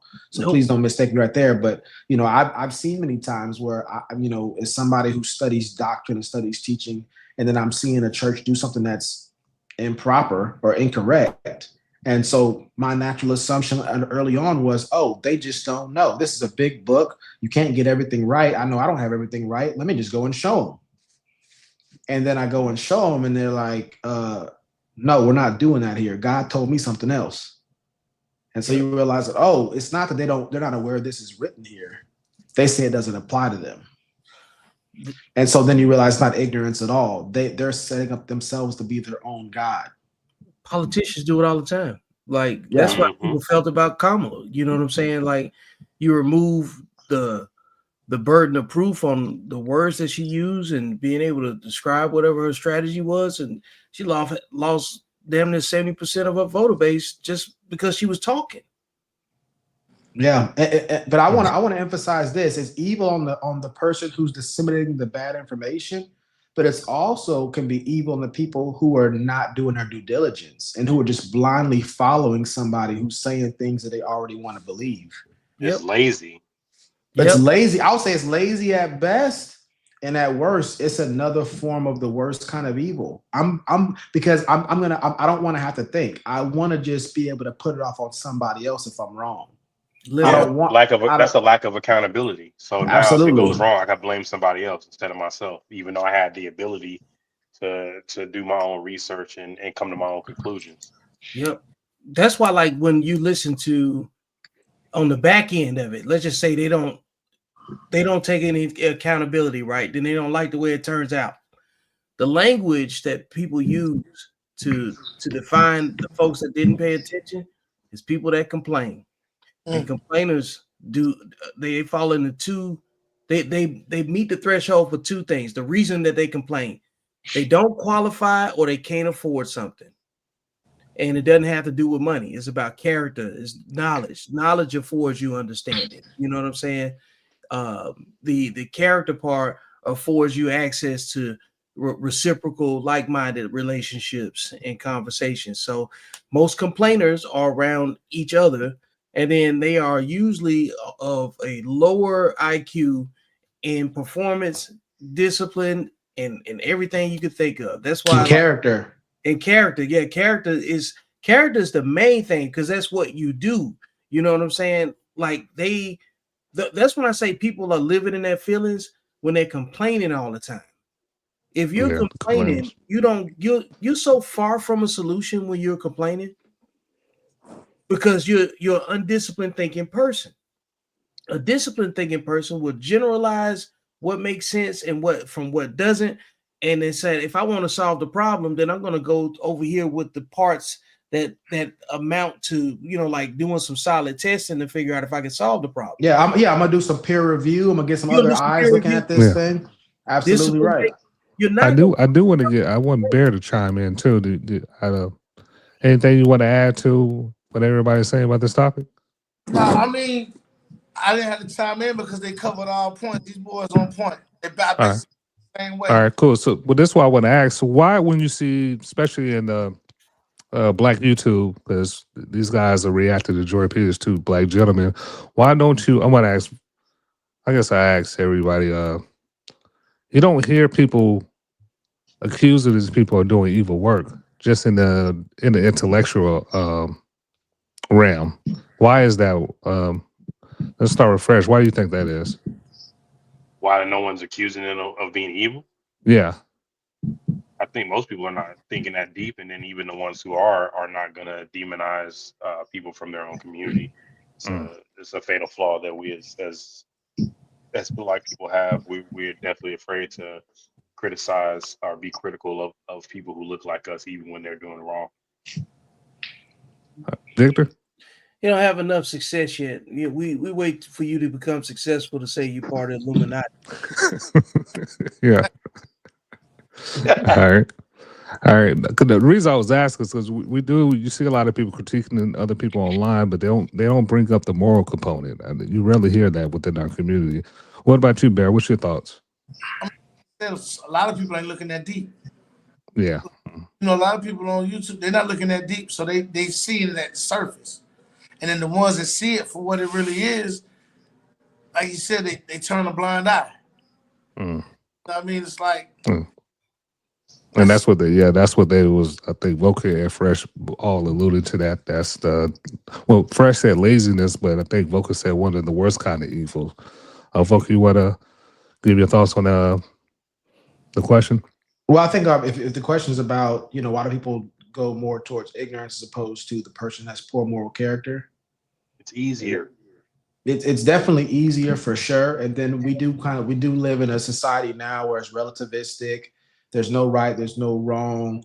Whether people go scientism and say that we're all just evolved broccoli anyway, and broccoli doesn't have a morality if you're on the more intellectual, naturalistic side, or if you're on the more spiritual side and you're into Baha'i faith, or all roads lead to Rome, or there's no one way that's correct. Everything is everything, and everything is God anyway. So, what you say is up and I say is down. It's all well and good, and left and right is the same. So I think because we live in that world of relativism, people are less inclined to make moral judgments, especially if it's not affecting them. When I hear people say something really bad, if somebody they don't like the person, then it's like, like Trump as an example, or Biden if you're on the other side. I don't like him, or if you got a coworker who does something you don't like, who makes sure to stay after your shift because they show up late. I don't like them, so but outside of that, of everything that they say. Yeah, it's just, but may I interject? Is this, you don't hear more people talk about the moral component. I know the ignorant part, people say, oh, this person ignorant. I know you just said something about people just not liking people, but rarely you hear, unless it's somebody a part of a church or the Abrahamic faith, most people in the intellectual realm don't mention the virtues of intellectualism. As Barrett said, most people don't look that deep into it to understand that, because obviously I'm gonna use there's 3, maybe 4 fundamental laws of logic: the law of identity, the law of contradiction, the law of excluded middle, and then some of that like the transitive property, which is A equals B and B equals C, then A equals C, right? We learned that in math class. So the thing is that now the one we most identify with probably is the law of contradiction. If somebody contradicts themselves in conversation, people are like, oh, you contradicting yourself. Or you said you went, you're talking to your girl, hey, look, this guy's texting you. You said you didn't know this guy. Now I'm seeing this guy's been texting you for 2 years. That's an obvious violation of the law of contradiction. At that point, people will say, so then people recognize the immorality in that. But when somebody's doing an ad hominem attack, or they attack the person instead of attacking the argument, people don't identify that as an immoral act as easily as somebody lying, aka contradicting what they said prior. You see what I'm saying? So I think part of it is a slight ignorance, but also that we've already been conditioned to not look that deep into it, and we don't care to look that deep into it. We're mentally lazy. Because I'll tell you why. Ignorance is bliss. That's part of it too. I'm gonna wrap all of this up right here. People are emotionally undisciplined, and they come to escape on the internet. They don't come over here to be right. They come over here to be made to feel good. Are you not entertained? Yeah, they come over here for entertainment, man. You know what I'm saying? And they get upset if you're trying to teach something because you're already over here. It's like you in recess and you know everything. And so the minute that you say anything out the way, like you might be correcting somebody's spelling, they were like, "Man, get your grammar Nazi ass up out of here." You know what's the fuck wrong with you being smart? You know what I'm saying? Niggas hate knowledge. Yeah, come on. Like this is the internet is making me read. This is where you come celebrate people getting out of prison. You don't celebrate people with college degrees here. You come over here and you celebrate people twerking on the headlights. You don't come celebrate people breaking down Einstein's theory of relativity. Now hold on, Victor. I think they could both exist. All right, let's not too much on twerking on the headlights. We know. Let them twerk, Vic. I'm not against it. Hey, you know what I'm saying? Because this is why I be talking about disciplined thinking and undisciplined thinking. You give people you give them social media access to the internet, they're gonna treat it like a tool, right? And then you give it to some other people, they're gonna sell their bodies online and become the tool. So you got a good balance of people that's coming here to live in their emotions, and then there's some people that's using the tool to think and help synthesize discussions and try to figure out how can I monetize this. This takes thought. This takes real effort. You know what I'm saying? And sitting down and doing stuff that other people would not be willing to do. And they'll be having those articulate idiot discussions about Cardi B, the earth being flat, and the government creating earth. Those people are all on the same team. You know, emotionally undisciplined people will make a baby with the wrong man before they make a sandwich for the right one, and then get up here and complain about their baby daddy is not worth a damn, and they chose it. And so you're gonna complain. Those are the what I tell you about the language of complaints. It's just a group of people that's gonna be completely immersed in that. They come online, they don't vote, and then they complain about politics. They complain about the food, they complain about being fat, but then they doing it with a 10-piece lemon pepper wet. That's why the algorithm is so effective, because it's only going to show you things that you want to see. Correct. So once you set your preferences and your biases, it's only going to to you, that's your whole ecosystem. Yeah. It's your ecosystem. All right, fellas. Good topic. I see my man Bear got Nipsey Hussle t-shirt on, man. I wanna get y'all thoughts on this next video. Shout out to Nipsey. Give me my Nipsey Hussle. Nipsey Hussle. Let me give me my Nipsey Hussle. So let me give me my Nipsey Hussle. Nipsey Hussle. Let me give me my Nipsey Hussle story, if you don't mind. Yes, please. So I'm getting on a plane from LA to New York, and I'm getting into my seat. Walter Mosley, the great writer, is on the right. Van Jones on the left. I'm on this plane, and this young man gets in and he says, excuse me, are you Michael Eric Dyson? I said, yes, sir, I am. He said, wow, I read your books. I said, are you Nipsey Hussle? And he looked at me like, he said, yes, I am. I said, and I pulled out my iPhone, and I had his latest marathon playing right there. He was like, oh my God. I said, oh, I ain't talking to dog. I live it. Right. And so for 4 hours, we had a nonstop conversation, mostly led, by the way, by Nipsey Hussle. His intelligence, his curiosity, his wanting to know things, to pick my brain, ask me certain things, respond to certain things. A remarkable, remarkable human being.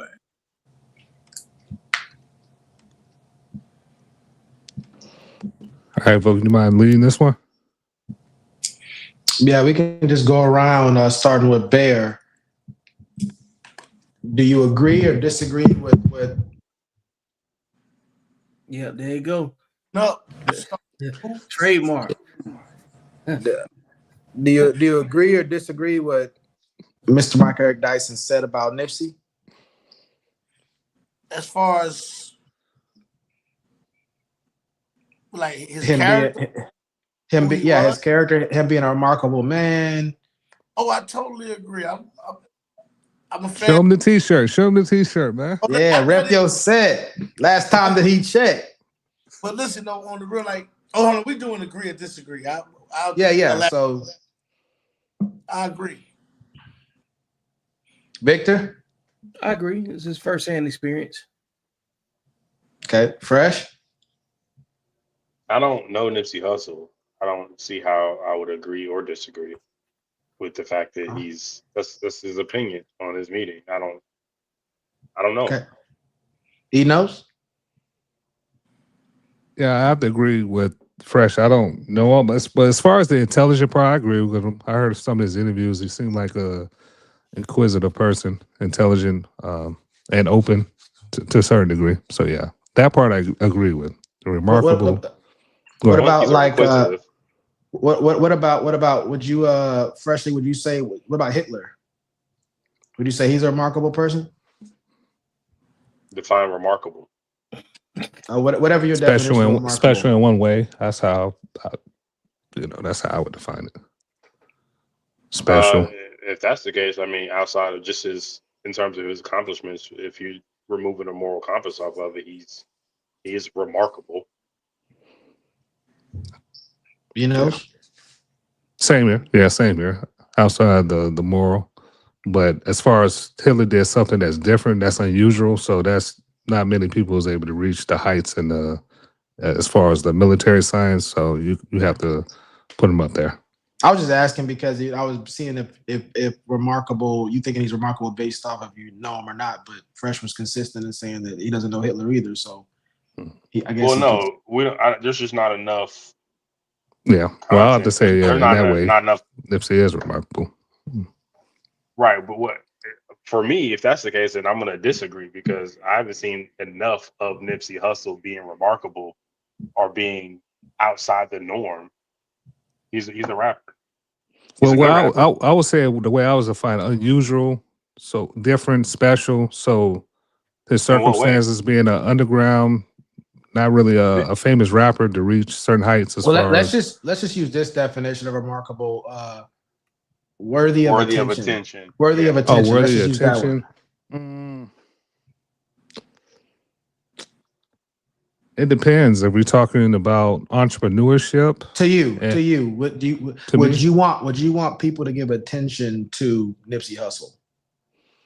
No. Freshly, what about you? No. Bear? Yeah, because what he stood for. Victor? Yeah, I'm all about representation. Okay, cool. And so for me, I would say no. I wouldn't want people to give Nipsey Hussle any attention. So let's start with you, Bear. Plus, you got the shirt on right now. Why is Nipsey Hussle worthy of attention? I happen to have the shirt on. I did not know this was gonna happen. I feel like this was a setup, y'all. If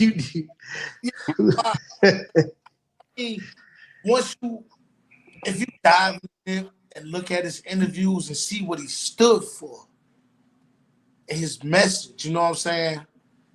He wasn't just ignorant rapper preaching, you know what I'm saying, death and destruction. I don't know if y'all ever delved into listened to his music, is what he was talking about, you know what I'm saying? But he had a message and he was executing his message in the community. Mailbox money. You know what I'm saying? He was executing his message. He had a whole little strip mall in the neighborhood. He was about to make Slauson. He had the track meet or whatever it's called. He was working on the STEM school. STEM. Also working on that healthy eating restaurant. Grocery store in the hood. You can't find no Whole Foods in the hood. You know what I'm saying? So he was working on that. Like, it's just the stuff he stood for and him as a man, as a person, what he represented. Okay. What about Victor? What about for yourself? You said you're all about representation, right? Yeah, because we talk too much about we want the community to come together. we need to heal our communities. And he was about his community. And nobody's going to go in and fix wherever you from. So if he's taking ownership of that, that's one less complaint that we can have. So in that regard, And I provide. think he was worthy of attention and protection, because I think people have to fix their situations privately, meaning like your community doesn't exist if your household isn't together. You know, it got to happen on a micro scale. You can't have a macro opinion change any particular thing. And if you're not willing to do the work internally, it's not going to reflect anywhere else. So, you know, Gotcha. From that small scale leadership and Black masculinity and representation, I think that's why he's worthy of attention in that regard. Gotcha. And so I want to just open up Enos or Freshly. Who wants to take it? Because y'all on the opposing side along with me. Who wants to go first on why they think he's not worth Enos, you got it. the attention? Because he's the embodiment of contradiction. And one end he's saying he's for the community, and another end he's promoting gang violence. So it would be different if he was an entrepreneur. We didn't know his personal life, but he's promoting the Crip culture, the Rolling 60s. And I don't think that's a person like that's worthy of attention. Okay, Fresh. Just to kind of piggyback on what Enos was saying, the problem with it is he is a walking contradiction, and he's asking you right when we laud him, we are conveniently ignoring the other half of his message. So it's a real kind of exception to the rule, so to speak. Like, well, he's doing something positive, so we just gonna rally behind him. But we don't critique the other stuff that he's talking about. Like he died from gang violence. He didn't get out of a gang. He never denounced the gang. And again, I'm from that environment, so I'm not necessarily knocking. I'm saying if we're going to consider him a hometown hero, if we're going to consider him, someone that we should look up to, then we're going to have to examine everything that he's talking about and not just pick and choose what we want. Because I think he did have some positive impact in the community. So I'm definitely not knocking him. But if we're going to examine the positive impact, we cannot conveniently leave out the fact that he smacked a civilian or a reporter for talking to him in a way that he didn't like on TV. So while most of us may agree with that type of thing, is that's what I'm showing my kids? That's what I'm showing my young boys, that they should act like that? No. So we have to consider, and I think that in that space we have so few folks that we can kind of put on a pedestal that we are willing to make exceptions to put, and I don't want to say anybody, but put anyone who's doing anything, right? Put any light up there, and we'll just go with that. But I don't think that's what we should be. I don't think that should be the goal. Yeah. So having said that, Bear, what about what Enos and Freshly says? Would you say that you agree with and disagree with? I don't agree, because I feel like Black people are the only people that feel like we got to be above reproach to give a message. Get the meat from the message, even no matter who the message is.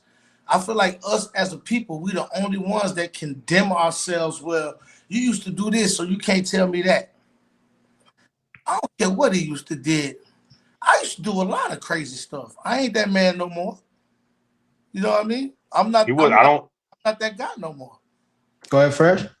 I was just saying, I don't think he was used to doing it. He was still repping 60 as often as he talked about positive things in the community. I mean, he was pushing Crip. I saw him push All his song titles got the double C's in them.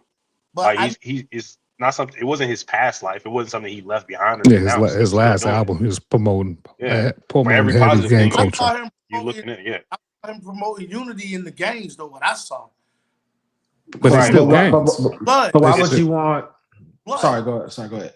My bad. One of his main collaborators was a Blood. He wasn't pushing violence. Like, he was pushing unity with the gangs. That's what I saw. Like, what's the dude named YG? YG's a Blood. They got damn near a whole album together. So I didn't see him pushing gang violence. Just you can't help who you. So it's like this. Once you commit to something, you pick a side. You got to choose, but you could choose to be positive. Most old gang members, they don't gang bang no more. You know what I'm saying? And they be. Well, real quickly, Right, Bear, I want to make sure because you're saying a lot of good points. I want to make sure that they can address them. You know, real quickly because Victor is also on that side too. Victor, do you have anything you wanted to add? I think it's hypocritical. Sorry, go ahead. I think it's hypocritical. We just had a topic about not throwing out logic, and I just think that we have to take all things into consideration, good, bad, and indifferent. And I think it's human beings are flawed, and if he ain't hurting children, I think we need to take what he's done and contributed and put it on the scale before we just throw it all out. Okay, I agree. It should be on the. I think it's going against logic. The thing he's promoting is kill culture. The according to the CDC, the number one death, the cause of death for black men, black boys from 14 to black men that's 40 is gun violence. And right? so you're addressing the point about him saying hurting kids, right? Yeah, that's hurting kids. Okay. He's advocating people to continue that. So that's going against. You said keep logic on the table. Yeah, so that's what I'm saying. It's a contradiction. So here's the logic part, right? Who could you swap him out with to make the youth listen to? Who could they accept a message from? The youth. I know how I'd want to answer that, but I didn't want to take away from fresh and All right, so be quiet then. I'm you, sir. and before you think about this while I set this up the right way. I've seen the U.S. go to countries that produce opium, and they say we're going to swap the opium out with corn. Opium grows naturally. Okay, a place like Afghanistan produces 82% of the world's opiates. And the U.S. tried to go in there and say, hey, we don't want any more drug trade going into Europe. Start growing corn instead. In a place is where it grows wild, like dandelions. You know what I'm saying? It didn't work, needless to say. They had a poppy eradication program. They just went around just burning up crops of poppy because it's not indigenous to there. They're not going to just be able to remove something that grows wild, okay? Now think about that same logic. Okay, all of those guys that's out in the LA gang culture and how that looks, they're not worried about STEM education. It's just going to take a whole lot of steps of generational trauma removing, therapy, education, and consistency. You know, he was the start point of that, potentially, you know. We don't know what he would have done. He got killed at 33 years old, man. You know what I'm saying? We don't know how much momentum he would have been able to generate for himself, for his own community. And that's the other thing too. He was taking responsibility of his own community that he came from, regardless of how it looked, regardless of our opinions.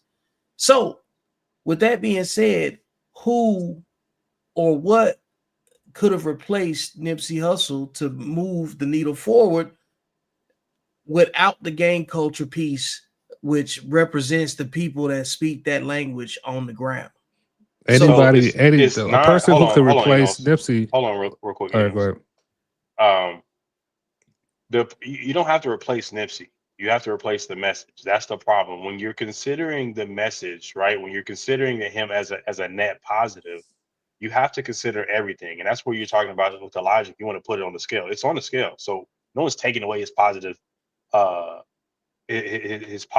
accomplishments. The problem is they in no way outweigh his negative his negative goodness gracious, I'm having a brain fart. His negative things that he's done in his life. So if we're just gonna put on a scale right here, and the problem is at no point in time did he do a 180 and go the other direction, right? So the only thing he did was add positive to his negative. Hey, I'm still doing the gang thing, right? So everything that comes with gangs, regardless of how you want to frame it, contributions to where I was looking for. Everything that you're doing with the gang culture, right? It is all encompassing. You can't just take the positive parts out of gang culture, right? So the problem is you don't have to replace Nipsey. He would have been fantastic if his message would have been, hey, what I was doing growing up was not the way to do it. I denounced this culture. Here's what you should be doing. Here's what you should be doing, taking care of it. So if he would have done that, I would have, my answer at the beginning would have been different. The problem is he didn't. The problem is he was just adding. He's just putting on top of it. So now if I'm showing it to my kid sees that the path to what Nipsey Hussle did is through gang culture. And that's not the message I'm trying to deliver. Like, so you telling me I could be a Crip, I can go out and do the gang violence, I can sell drugs, I can harm my community, as long as at the end, when I realize, at a certain point that I might have been wrong, I just start putting drug money and money that comes from pedestalizing my violent past and nature, put it back into the hood, right? So we're even, right? And that's not the case. So the message is wrong. It's not necessarily the messenger. He would be perfect to reach the denizens of youth that we're trying to reach, right? He would be perfect to reach inside the gang culture and pull people out. The problem is that's not what he's doing. He's actually drawing more people. If you think that Nipsey Hussle is a net positive, you see him as a positive figure, then you also see the fact that he's a Rolling 60s Crip as positive. That's not, and for me, that's not the message I'm trying to push to the youth. I guess too, the other part. I do want to ask you a question, Victor. Yeah. Who can replace him? Yeah. A person that reverends a moral hierarchy. So somebody who's a virtuous person who's consistent in their moral standards. That's what person. So that means that system, that person that's the moral hierarchy that they following, the focus is not on the person, it's more focused on the message. That's the person that can replace somebody like a Nipsey. Because there's more emphasis on Nipsey than what he actually stood on. Because it's confusing. I understand exactly what you mean, and that these are obviously utopian, ideas, and because, like, again, going back to like the previous conversation about you got to take everything into consideration, like the Jordan Peterson thing, right? Because that's what it's going to come down to. Like, how much of his catalog have you guys listened to? How much of it, like percentage wise? Yeah. I listened to majority of his albums. I say over like 75%, 80%. Well, so do you remember a lot? I guess it when you listen to someone, certain notes are gonna resonate with you. But I want to say this about the moral hierarchy. I think we're forgetting or we're confusing somebody that has an entrepreneur spirit. We're equating that with somebody that's a high moral character. No, just to get money do is not equivalent to somebody with high. I agree with that completely. So he's consistent with the money. I listen to him. He's consistent about making money. I'm talking about principle, understanding stuff, and because those are the notes that resonated with me. Because, like, yeah, I get this, the Rolling 60 stuff. That's gonna resonate with somebody else that's understanding that too, which is the majority of people that's in that particular part of town. But you said principles. What kind of principles resonated with you? Well, the principles, a lot of the stuff that he talked about was like there's some songs in particular, I don't remember them off top, where he was telling them to stop doing crime. They got cameras everywhere. Get out the street. That's not a good reason to stop doing crime. It's not a good reason to stop doing crime. There's not a moral reason to stop doing crime. Stop doing crime because you're gonna get caught. Can I finish? I'm just saying he knows how to talk to his audience. That's what I'm saying. You got to understand the consumer of your content. That's one of the things that we learned in briefing, is that you have to deal with the audience. You have to deal with who's actually consuming your content. Meaning, like, if you're gonna go walk into a place where nobody knows what 2 + 2 equals, right? And you're real quickly, Victor, I think we get your point. I want everybody to be able to, because Bear hasn't been able to talk for a while, and I don't know if I'm really addressing each other's ideas. So I don't know if you want to address something they said, or or they let them address something you said, or Bear, you want to jump in? I feel like I don't think they've listened to his catalog at all. I feel like what they're saying about him, his catalog speaks completely different of it. I've heard. Let them know, Bear. Let them know. I've heard 100% of his catalog, and yes. If I die today, I made a set proud. That's what he doesn't promote gang violence though. Like That's his lyrics. No, he promotes gang culture. Hold on, let me say Violence the verse. comes Let with me it. say the lyric. Fresh. Let me say the lyric before that. I could fly away, but I respect vows. If I die today, I made the set proud. That's his lyrics. He's more consistent in promoting. Look at all his tattoos. I listen to his albums. All his tattoos are gang affiliated, even to his death. And all his albums, the ones I listen to, over like 70-80% from Victory Lap to Mailbox Money to Crenshaw. I listen to a lot of his music. It's consistent with LA gang culture more than helping the community. So get him, Bear. Get him. I'm gonna say this. You can't.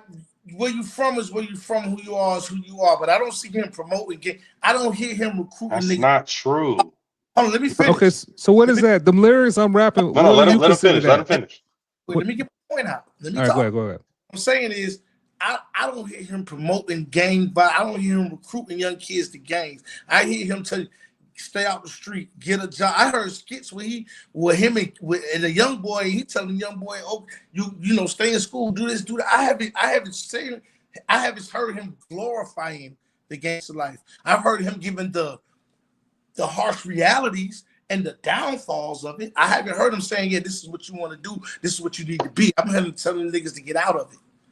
He never stopped. So Bear, how can he tell folks to get out of the gang culture and he never actually got out? Percentage wise. But again, how can he tell? He's not telling people to get out of the gang. I Did you hear promise me? you that. But he's not even practicing what he's preaching in. If that's the case, if you're saying he's telling them to get out of the gang, he's still repping 60s on every album. Only way out is death when it comes to gangs. So essentially, he's telling all these kids that's listening to him that's in the gang, right? His Let them stay in unless you're gonna die. He's telling them to get out. So he's telling them to die. Blood in, blood out. What I'm saying is he's not promoting gang life. He's not saying, hey, this is the way to go. He literally he is representing. I think the moderator. You have something moderate? No, sir. I don't have anything. He's speaking on 60s every time. I ain't never heard him talk bad about Rolling 60s Crip. the lyric. I never hear him renounce them. Right? I never hear him renounce gang culture. So he may not be promoting violence, but violence is an integral part of gang culture. So as long as he's repping 60s, as long as that's his forefront, he leads with that. He's not. My thing is this: once you make a decision, you there. So I mean, like he's there, but he's not. I don't feel like right. You can denounce that at any time. Stanley Tookie Williams wrote books where he's saying I made the wrong decision. The things I did in the name of the gang were wrong. I ain't heard Nipsey say none of that. And Tookie is his OG. Huh? He was trying to get out. He was trying to get out Shanghai. But again, that's now you're talking about what we were talking about earlier, where I can't take things at face value. So I can only go off what he said. If I'm gonna throw logic out and start looking at underlying context, then this whole conversation is a dub. The man wrote it in his book. Off of death row. Logically, you gonna renounce that. He trying to get off death row. Nah, there's you. So you don't think there's other Crips on death row? Every Crip on death row ain't denouncing it. So it doesn't apply across the board. But you don't know what they denounced, and their case wasn't the biggest to us. So anybody can write a book. Anybody can get a message out from prison. You can write a letter, like any of that stuff. You can they have access to social media. Let me just say this, just for the audience, so we can advance the conversation. I'm sure both Bear, you would agree that there are people who, just like John Gotti died of gangsters, there are Crips who die Crips and don't denounce Crips just because they're gonna die. I think that's Fresh's point, right? And then there's people like Tookie who have denounced it, and we're speculating on why he did or didn't denounce it. And your guess is as good as mine, but I think Fresh is saying I'm taking him at his word, because that's what he said. You're saying that he was doing it to get out of the chain gang. and we can't get any further than that at that point. So as far as going back to the Nipsey thing, correct me if I'm wrong, Victor, Bear, some freshly, but the two sides is, one side is saying because of his association and affiliation with the Rolling 60s Crips, a domestic terrorist group. Yeah, you would not want to pedestalization. Pedestalization. You wouldn't want to platform him. And then Bear and Victor, you're saying that even though he had that association, he promoted a lot of things that was great for the community, and he represented the community in a great way, and showed his love for the community. So even in spite of the other things, he's still worthy of being platformed. Is that a good summation of everybody's position? We got a president with 34 felonies. I think he'll get a pass. Okay, then. So, he'll get a pass from who? Black people. His neighborhood. His neighborhood. Sorry, real quickly. I just want to make sure, because my understanding is the difference between a guy with 34 felonies and a guy with like Nipsey is I don't know what felonies Nipsey didn't have, but they're saying his affiliation and promotion of a gang. Now, if Trump was promoting a certain gang, I'm assuming y'all would say he shouldn't be platformed either. Is that true? So freshly, he repping the boys. He called them out. He's repping who? What's that group? The Proud Boys. The Proud. Is he a Proud Boy? He called them out when he right before they started. But is he a Proud Boy? Is he a Proud Boy? I don't know. Look at that song. Like I said, that song. Again, if you don't know, I don't stress out. If this, I'm gonna ask Victor and Bear. I could fly away, but I respect vows. If I die today, I made the set proud. Is that glorifying the set? I mean, I feel like standing on his word. Do I think I look at it just standing on his word and represent where he's from. Like once you made it, but those aren't.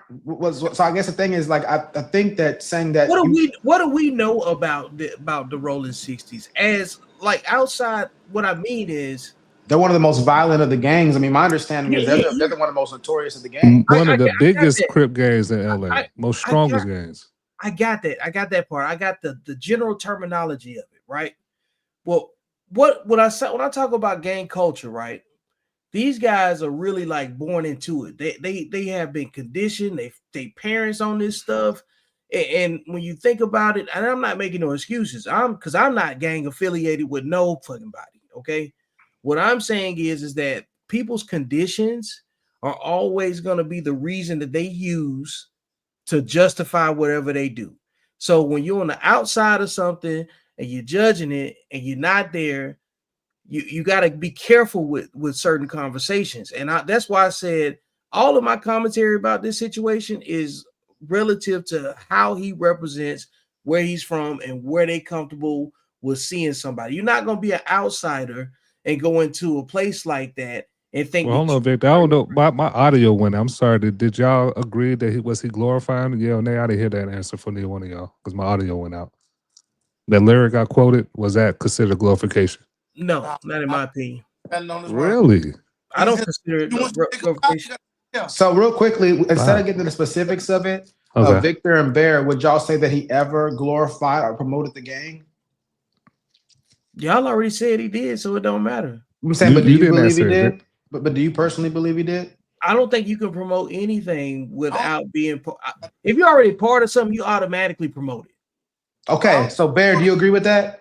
Bear, do you agree with that or no? What Victor just said? I don't think he glorified it. He just was who he was, but he didn't glorify it. So okay, well, if we can take glorify out because that's kind of like a archaic religious word. He represented Crip, like yeah. Now, would you say that he promoted it, Bear? At any point, did he promote gang culture at any moment in time in his 10 years in music? I mean, it depends because I just yes or no if you don't mind. If you don't mind, like, are you saying there is no definitive yes or no on this? It is no. So are you saying you can't recognize somebody's promoting something or not, or you're saying you're just unsure of his? I don't feel like he was though. Y'all not finna give me to say nothing bad about him. Nothing against. Well, I'm just trying to understand because you may not consider it bad to promote a gang. So I don't want to make that assumption about you. I just want to know if you thought he ever did do it. He was glorifying or promoting nothing negative. That's what I'm saying. Okay. So you're not sure if he promoted the gang? I don't feel like he promoted nothing negative. That's what I'm saying. Would you say a gang is negative? I don't feel like he promoted nothing negative. Okay, I'm asking you a different question. Bear, do you consider a gang negative? Negative. I'm saying that, and there's no else. Okay, is this an example of the last clip we did about leaving the logical part of the conversation? Is that fair to say? Come on, Bear. Hey, is Bear, you gotta stand on your 10 toes, man. No, I'm being logical. I'm being logical because this is what I'm saying. I don't feel like he promoted. Yeah, you said that 1,000 times, but I'm asking you. Well, no, forget about what you feel, what you think. Mind you, you're a businessman, and Victor, we're all business people. We know about what promotion entails. If y'all are celebrities and I get y'all to do a commercial for me with my brand, you are promoting my brand. We all understand basic promotion, right? So what I'm saying, was Nipsey promoting gang culture? That's a business question. As a businessman, I already said he was. No, I know you. I'm talking about Bear. Man, y'all ain't finna. I said what I said. I don't fit. No. No. So okay. So this is my issue. I don't fresher. Y'all got anything to say? Because this is really y'all got anything to say about that? So for me, Bear, can we at least agree this is your spot, your place where you go, I'm going to depart from accountability of reason and logic? No, I'm not. No, see, because you're refusing the answer. You're refusing the answer at this point. No, you're taking what I'm saying and spinning it. I said no because I just asked the question. I still feel like everything that he promoted. I just feel like all the. That's a different topic. We already cleared that up. I'm asking you, did he promote gangs? No, because he wasn't recruiting nobody. He wasn't telling nobody to join the gang. We didn't say recruit, Bear. We said promote. We didn't say recruiting. Wearing the blue rags. Wearing the blue clothes. Let me ask you this, Bear. He was not out there trying to make niggas become. Bear, let me ask you this question then. I have a business. If I ask you to, he wasn't recruiting nobody to be. Let me ask you a question, Bear. I have a business. If I ask you to do a commercial for me, are you promoting my brand? I got a better all I want you to do is wear my shirt and say, you don't know what all I've done is ask a simple question. Was Puma promoting Crip? It's still no. I get what you're saying. Every scenario you can take the twisted. I still get what you're saying, but it's still no. Hold on. I just want to make sure if the audience hears it. I just asked Bear if I asked him to do a commercial for my business where he wears the clothes and says, "I look nice in this." I asked him, "Is that him promoting my brand?" And he said he's going to maintain. It's no. I never answered that question. Oh, well, do you mind answering it? I didn't even get that far. I said it doesn't matter what scenario you bring up. My answer to the original question is still no. No matter what you bring up. So what about what? That's the original question. Your answer is still no. But what about the question now? I'm still put like this. We can just topic. That's how I feel on it. So basically, you're not going to answer. Was Puma promoting? I plead defensive. That's what you should have learned from Trump. I think you do agree with me, though. The funny thing, I think you do agree with me, but because of your love for Nipsey, you're bending the rules for him. And real quickly, Victor, that's my whole issue. And I brought this up numerous times on the shows. Is my biggest issue when we platform guys like Nipsey and T.I. and all these guys who are big into entrepreneurship and being smart and all that kind of stuff. Is the biggest group of people that are affected is not the people who are actually doing those crimes or even the victims, it's the sympathizers. There's people who, whenever we allow evil like that to go unchecked and undealt with, it lowers people's tolerance, higher people's tolerance of it to where it doesn't seem as bad as it used to seem. So now, if you go back to the 70s, you go back to the 60s. Put your mic back a little bit. Sorry. My friends who are African and stuff like that, in Zimbabwe, and they say they have gangsters over there too. But in Africa, in their communities, those gangsters, they're not celebrated. There's no rap album for those gangsters. The people know who they are, and they don't associate with them. They don't deal with them. It's the line is a little bit more clear. Over here, you can be one of the biggest domestic terrorists on your own people and support people like that. You see what Big U's going through? That's his OG. You see what Big U's going through right now, all this stuff with the extortion, all that kind of stuff? That's who Nipsey Hussle supported and reported to. And we're saying a guy like that, we're going to give him a platform to speak to the youth. Who else gonna speak to him? They ain't finna listen to you. No, that's your assumption. People have always been speaking to you, from Malcolm X to Martin Luther King to all the youth programs that I mentioned before. That right there is arrogance, though. Well, listen. Let me say something. Let me say something, Bear. Because let me tell you why. In real, hold on. Before you get to the why, what part was arrogance? I didn't hear that part. Somebody else can speak to him. You bring up Malcolm X and everything else, and like they got. I didn't say somebody else. I said people have always been speaking to them. They never stopped. Everybody's been doing it. He went from where they was from. They're gonna listen. People spoke to me when I was a youth, and I listened. So the thing is, people have always been speaking. I'm saying specifically about LA gang culture. They're not gonna talk to nobody. There's a church on every corner, and go to those ministries. They have countless stories of thousands of kids coming out of gangs. Thousands of kids come out of gangs all the time. You can go Google it right now on YouTube.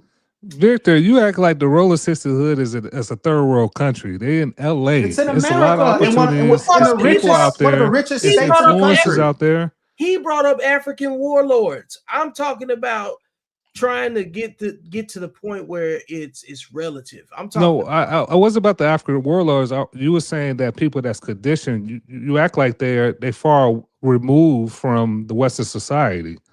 LA is close in proximity to a lot of opportunities and other influences. It's one of the richest states. I understand. You guys are talking about tangible things, and I'm not saying that those items won't have an impact if they put together the right way.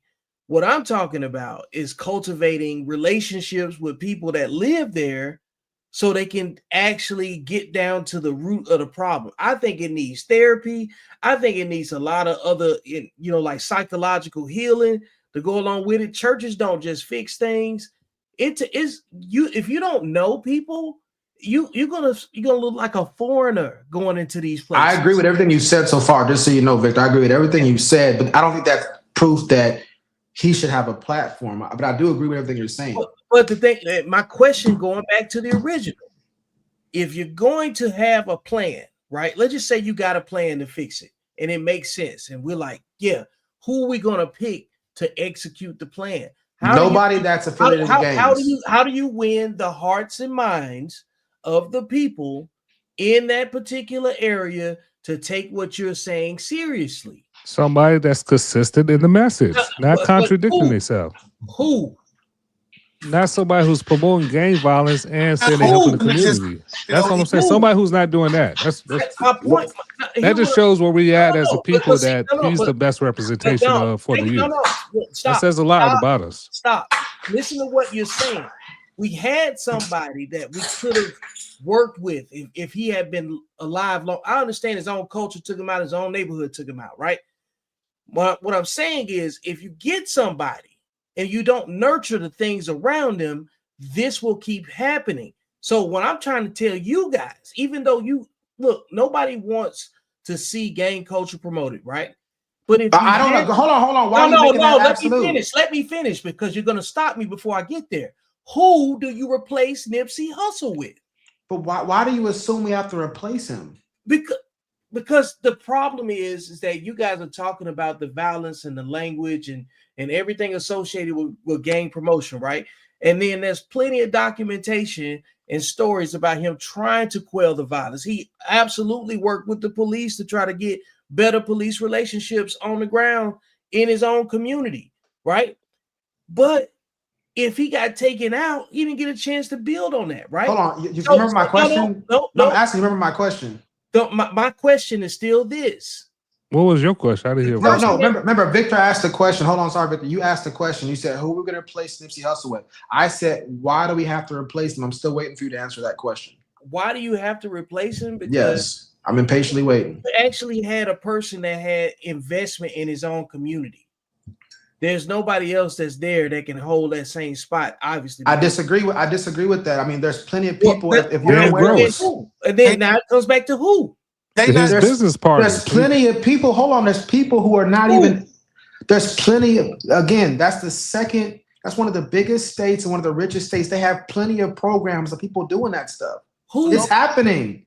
Like He's just who if is you it? ask about who highlighted. There's the police have programs, the community centers have programs, the libraries have programs, the church have programs, the schools have. Need I continue? and Marcellus Wiley, a football player, said he donated Like you just named Marcellus. donated a lot of money to the to How stop about we gangs. do a show? How about we do a show with a bunch of names of people that have replaced Nipsey Hussle?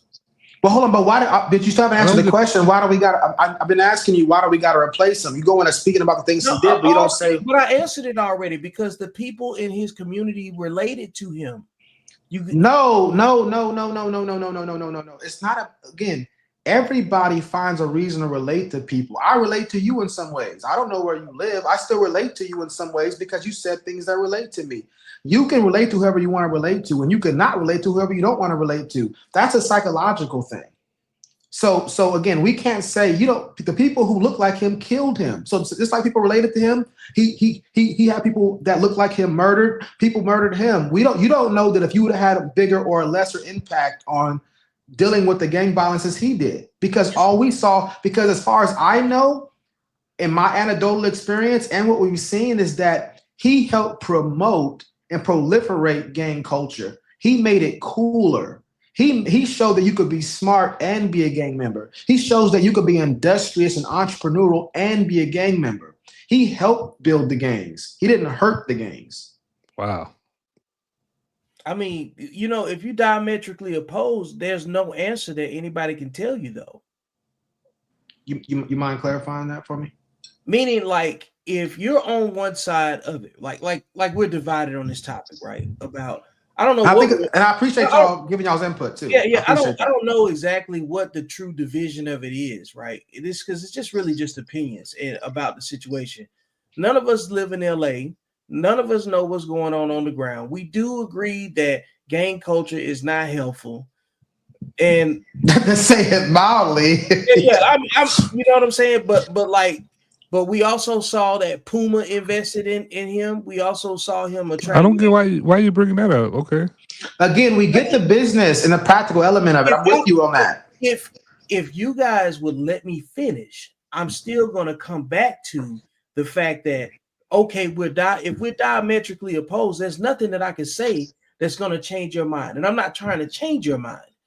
I'm asking you for a solution since you don't agree. And how would you implement it? And that's what I'm listening to. Okay, got it. We don't like Nipsey Hussle. Cool. Find me another solution. Find me somebody else that we can highlight and bring attention to if that stuff is already being done. My solution would be, because remember, and I just want to take everybody back, the audience as well, back to the original question, which was we talked about remarkable. We found out it meant somebody that we thought was worth platforming, basically, or worth, giving an audience to, right? And I'm saying that I'm saying that anybody that is doing the work, if they are representing or promoting any type of negative organizations, terrorist organizations, we would not give them a platform. They can still donate money. They can do things. We're not going to give them a platform to speak because I would do this, I would bring people to listen to Victor. Why? Because everything that Victor talks about, I may not agree with every single thing, but your general gist is not going to lead anybody in the wrong way. So I would platform Victor. I would platform Freshly. But the thing is, I'm not going to platform Suge Knight. I'm not going to platform Mob James, because the good that they have is going to come with them promoting gang mentality and gang thing, and that's going to affect the kids because, as to quote Charleston White, they don't recruit grown men, they recruit boys. And the allure and the pull is so strong, even private school kids in Yonkers want to be involved in the streets. That's how strong their organization is. They got Serena Williams crip walking during the Super Bowl. That's how strong their promotion is, how strong their pull is. And if a lot of us don't get in step with the right thing to do and say we're not going to allow people like that to share these big platforms and represent us, it's never going to change, because they make being a gangster look cool. I think it'll change if we highlight the people that's doing the right work. Because like you're never gonna get away from people that's not doing the work. You just open the door with people that's promoting, that's committed to violence. That's what the Crip gangs represent, the blood gangs. You open the door for.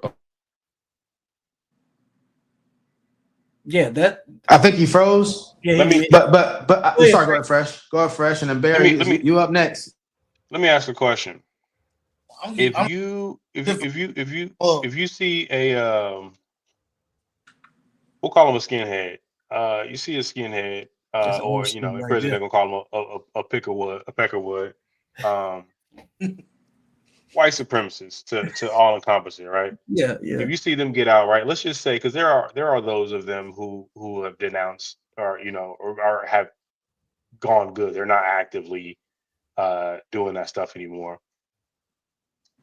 If they start doing good deeds and they still have their tattoos and they still have their memorabilia, and they go to white supremacist events. Now again, this is not talking about what they're actively doing, right? They may be, hey, I'm bringing school supplies to white supremacist events. Are we taking that guy serious, or are we counting him as a net positive? Without actively denouncing what he was doing. He just changed paths, right? I need the announcement. I need to answer your question. I don't. Yeah, I still fly the flag. I still got my ink. I'm cool with that. Yeah, for sure. Are we gonna go around? Are we gonna go around on that one, fresh or no? Well, let's go around. I don't want nothing from anybody that's affiliated with that. Right. So in terms of go ahead, Bear. Man, you lost me to white supremacy. I ain't fooling with no way. So this is where logic has to kick in, right? You guys are adding circumstance to it. It's the same thing. It is the same thing. If you remove yourself out of your personal box and just look at it from 3,000 feet up in the air, it's the same thing. They both came from violent cultures. They both promoted those violent cultures. They both did things in the furtherance of those violent cultures. And we're essentially saying that one of them, because they are doing positive things now, even though they don't denounce or they didn't get rid of any of their memorabilia, they didn't get rid of any of their ink. They actually haven't spoken negatively about the organization at all. They just, okay, now I am going into the community, right? So I am donating school supplies. I'm trying to get, well, you shared a lot of that stuff already. I want to add one point to what you said. I just want to say this: the bigger that person gets, the bigger what they represent gets too. If I have Victor representing if Victor's representing Vulcan Soapbox and Victor becomes the biggest podcaster in the world, guess what Vulcan Soapbox becomes? One of the biggest platforms in the world under his by association. I mean, that's just basic business, right? Can we all agree that's basic business? Yeah. I guess. He's putting the Crips in business. That's marketing 101. Business. Let me talk, right? I need to cook. Please don't interrupt me. I have because I have real world experience of what you guys are talking about in foreign combat countries. Okay, when you want to go into a different place, you have to do business with the warlords. You guys probably ain't never had that real experience, like where a guy got 300 bodies and he crossing over back and forth between Pakistan and Afghanistan, and that's the only guy that we got to work with to help get on our side. And so my experience is very unique compared to what everybody else's is. Okay, so it's not coming from it's coming from a place where I'm trying to solve the problem and create a stable security environment. Okay, there's been times where we go to places and we come in with our plan, and it don't make sense to the people who need the plan, that we know that they need the plan, but it doesn't go through the right channels. It sounds crazy. Why do you think it doesn't go through the right channels? Well, hold on, real quickly before that, Victor. I just want to say I do agree with you about that. I'm not saying we can't do business with them. I didn't want to interrupt, but I also want to say that, again, that's why I'm trying to do my best to say, look, I agree with that point, so we can move to the point of contention, because everything you said so far, I don't have a problem with. Well, I get that, and I just want to be able to explain why I'm saying what I'm saying. I am not morally conflicted about this. Okay. So like, I don't give a damn what it is. It's about opinion about what looks right and what doesn't. And if it's familiar to the people, and if it can be used, and if it can be, I guess, transmuted the right way from the right person that they can relate to, then that's all that really matters. There's a lot of ifs in there. Yeah, and I don't think we disagree on that, Victor. It's utopia. It's utopia. I just think the issue with what you're saying to me is that I don't think you're really pinpointing a real issue between us, because I agree with what you're saying. If I needed to go to the rolling 60s to do business, to get access to those people to accomplish my goals, I'm gonna do it just like you would. Yep. But the thing is, you'd have to prove that we need to do that though to make your point make sense. I don't. No. But here's the thing. Let me even go further. When because I'm assuming you had some combat MOS where you were moving around in austere environments over in the Middle East. So your experience even on this panel is not unique. But that's different. My point is, America doesn't pedestalize that leader. They don't put him out as the guy to follow. Mm-hmm. They don't give him a platform. They actually keep that stuff. The fact that they work with them in any capacity, they keep it a secret. Yes, because it's negative. That's going against your point. That we're compromising morally with these morally reprehensible people. So what you're talking about is behind the scenes stuff. But we're talking about this is not who I am showing to my children as the guy to follow. That was the original question. Should Nipsey Hussle be platform? Should he be given a platform?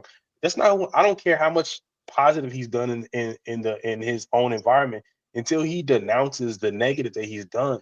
All he's saying is, hey, you can still be successful even though you did this. So that's not the message that we're trying to push, is it? Okay, so here's the thing, right?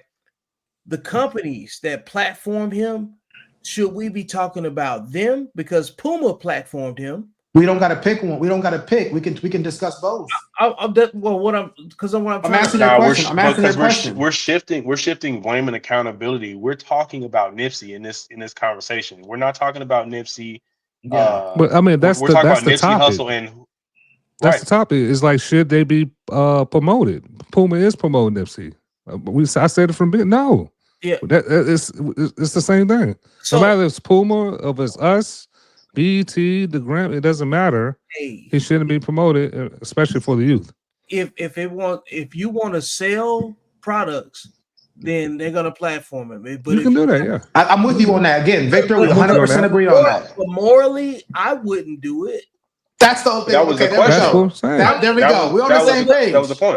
But we're good. I was talking. Only thing I was talking about is that I understand why they promote him. I understand why his side of town is going to promote him. 100% agree. 100% agree. You said his side of town, but the Inglewood Bloods is not promoting him. His gang caused a lot of pain in that same. It's like when y'all think about when he created those businesses, it's for the community. The Bloods can go over there though. Was it really for the community, or was it really for that section of Rolling 16 Crips? Because that man did. It's a subculture of black people that's benefiting from his businesses. It wasn't all black people. Oh, I get that. Yeah, that's why I said all of his stuff is just localized. He didn't get a chance to. Very localized. We're talking about, because I went to Slauson. I went to that area. Yeah, me too. I've been down there, and it's not the big ass area that the people think it is. You know what I'm saying? It's not the big area like everybody thinks it is. You know what I'm saying? And what I'm saying is his impact was local. All of the other stuff that came national came through his music and everything else. But we talking about, I get his influence and how it's being perceived. Facts. Whatever. Facts. I am not dismissing that. I wouldn't morally put my brand. We're all on the same page. All right, there we go. We're on the same page. Well, we just got Bear left. Let's hear from Bear now. We just got Bear left. What? He said I was over here trying to chill. Be real with y'all, because I still go back. We all on common ground. We ain't on you, Bear. The hood. Them kids ain't listening to none of y'all niggas, but they're listening to them. Yeah, they don't Right. know you. They definitely listen. The problem is, what is Nip saying? But they're listening to him. They will listen to Nip, but I'm not gonna pedestalize Nip if he's not saying the right thing. But hold on, this is the thing about that. Now you're trying to control it. Go, oh, you got to say this in order to do this. Well, come on, man. What is we doing? Yeah, yes, there's a positive message and there's a negative message. But what I'm saying, he was a producer. He wasn't promoting negativity. So if kids involved, we should. Shout out to Bear consistency. He has 3 mixtapes called "Bullets Don't Have No Name."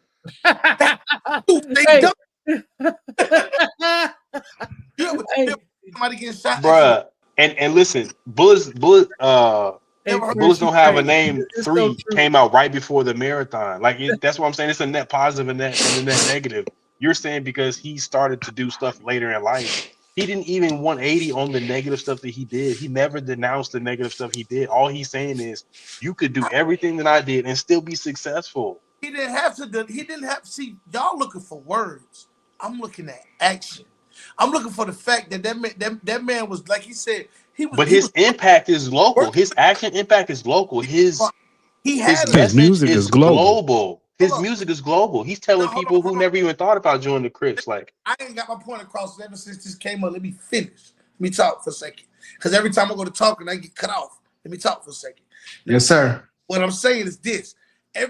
Now, like I was saying, he was working with the police department, okay? He did.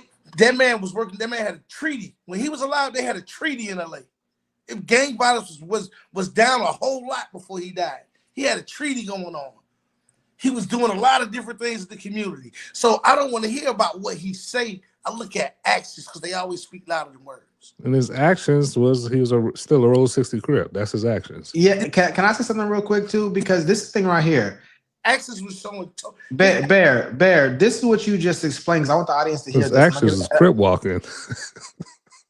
Bear. Jobs in the neighborhood. His actions was he had a learning center. He had that plus the Crippin'. He had both. That's all we say. Yes, one does not excuse the other. That's why I said on the scale, you can add everything positive he did. That doesn't change the fact that he was. He's a gangbanger. I just ain't one of the people that feel like you got to be. All right, let me ask you this. Let me ask you this, Bear. Bear. Hold on, I can't hear what Bear is saying right now. I can't hear what Bear is saying. I want to ask him a question. You don't have to be perfect, but do you have to be a net negative or a net positive? Which means do you have to have more? Like, I'm not perfect. None of us on this panel are perfect. Are we saying that no one's saying that you have to be perfect? It's a net positive and a net negative. Is your whole package more negative or more positive? His whole package, everything he has is negative.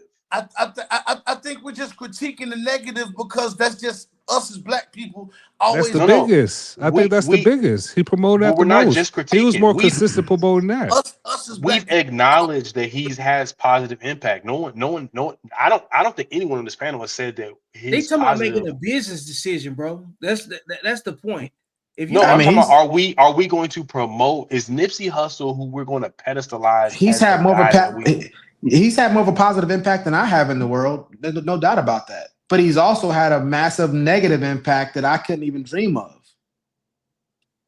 That's the point. Yes, he's done positive things. Is that okay for me to say, Bear? Can I say that? Is that cool? See, listen, this is the thing about it. But you know what, too? I'd rather deal with somebody up front with this shit than somebody hiding it. So listen, one of the best again, that's the lesser we have evils. Against street. One of the best tools that we as a community have against street culture or gang culture or the street life is the fact that, hey, there's only 3 ways out of it: jail, or really two ways: jail or death. Either you're gonna die or you're going to jail, right? But how is that out of it? How is jail out of it? I don't get how jail's out of it. Because you just not in out of the streets. Not in the streets anymore. You ain't in the streets no more. The only 2 ways out of the streets: a dead or in jail. Okay. Yeah. Okay. Two ways out of the street life, because once you get out of into prison, that's where a lot of people convert and change their life and come out different. But my point is, one of our biggest tools is saying like, hey, there's only negative that comes from this, right? When you get Nipsey Hussle and Bear, you were saying that he's not promoting it.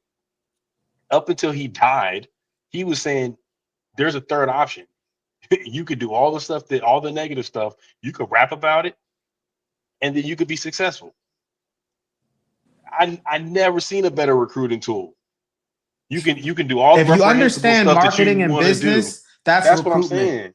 I've never seen someone, hey, you can do all this bad stuff. It doesn't matter, bro, because if you rap about it and people feel your rap, you can be successful. You millions of dollars to do stuff. And then you also have to laud authenticity. Hey, but you can't just rap about somebody else's life. You have to rap about your stuff. So that means you have to do it. So I have to join a gang. I have to do gang things, and then I have to survive long enough to rap about it. And I'm good. No. The authenticity, right? You was the main one saying you want your rappers to be authentic. You were the main one saying that. You have to watch the pod back. I never said that. Talk about authenticity, that you want them to be authentic. I was speaking on the culture, the essence. That's not my privately held belief. You can't just be authentic. You got to be authentic in who you are. That's what we were speaking about, the authenticity, not in the. We were talking about authenticity as if that's what he was authentically a gang member. Yeah. And therefore he doesn't get the platform. But again, that's what I'm saying. So I'm not saying he was a fraud. I'm saying that if you want to be, if Nipsey Hussle is on your pedestal as the path to success, then you have to do everything he did. It's a very attractive path. You can't just skip gangbanging and rap about it. You have to actually do it. Because guess what? This is the path. Hey guys, look, Nipsey Hussle. He's a success. He's a positive influence. Hold on, Barrett's saying something. Listen, he was frozen on my screen. See that the kid has to actually do what he did. Add a D to that. From a dummy, what not to do. You could look at somebody and see that ain't what I want to do. Can you? I don't know. The gang recruitment is not dead, and yet guess what? We only see niggas die and go to prison from gang culture, and yet somehow niggas still keep getting members. I feel, but see, like we gotta understand, and I mean, come on, those of us who started businesses and had to recruit and all that kind of stuff, that is recruitment, making it look cool. Talking about all the different opportunities. That's how you recruit in the military. That's how you recruit in any type of endeavor. You recruit by showing how cool it is and advertising all the advantages that come with it. No, when they recruit you to the Marines, they don't tell you about how many austere environment, how many times you have to sleep in the dirt, how often you get shot at. They don't tell you that stuff. They were telling me about all the women and all that kind of stuff. You gonna get a Charger. Yeah, you're gonna get a Charger, bro. Yeah. Listen, when you go to tech school and come out, bro, the girl's gonna be on you. You're gonna look crazy in the dress uniform. The dress blues is gonna get you to. That's what they tell you. They push the quote unquote positive stuff about it without acknowledging the fact that that the rest of the iceberg is all BS. Yeah, and the other part too is like, glad somebody else is up here with some military experience, because like if you put two uniforms in front of you, you can pick up this Crip flag, or you can go put on this U.S. flag and this uniform, go get these benefits. They're gonna wave that flag. Which one you gonna put on? You know what I'm saying? On the left side. Most of my friends growing up, they was gonna put on that gang flag over that military flag. I get that. You know, you got more women that way. So in my point, and so like you have to shave your chin hairs off. Hold on, real quick. Only one of those uniforms don't require, and that's the problem with the net positive. Listen, as a when you throw that flag on, violence is required of you. It comes with it. You could be a medic in the military and never commit violence ever. Yep. And they have rules. Just war. They got certain rules they have to abide by. And if you overseas doing what you want to do, you will end up with an Article 15, whatever they call that stuff, and they will bring you to court when you get back over here.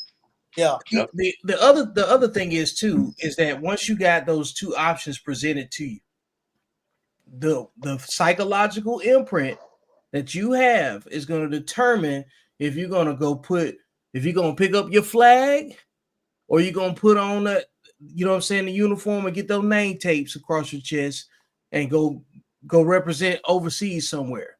And that the only thing that makes that different from person to person is if they have an example of it being successful. And if they don't see a successful example of it, they don't have nothing to compare it to. That's what Nipsey provides. A successful example of it. He's the biggest. He's one of the best recruiters for the Rolling 60s we ever seen. Yeah.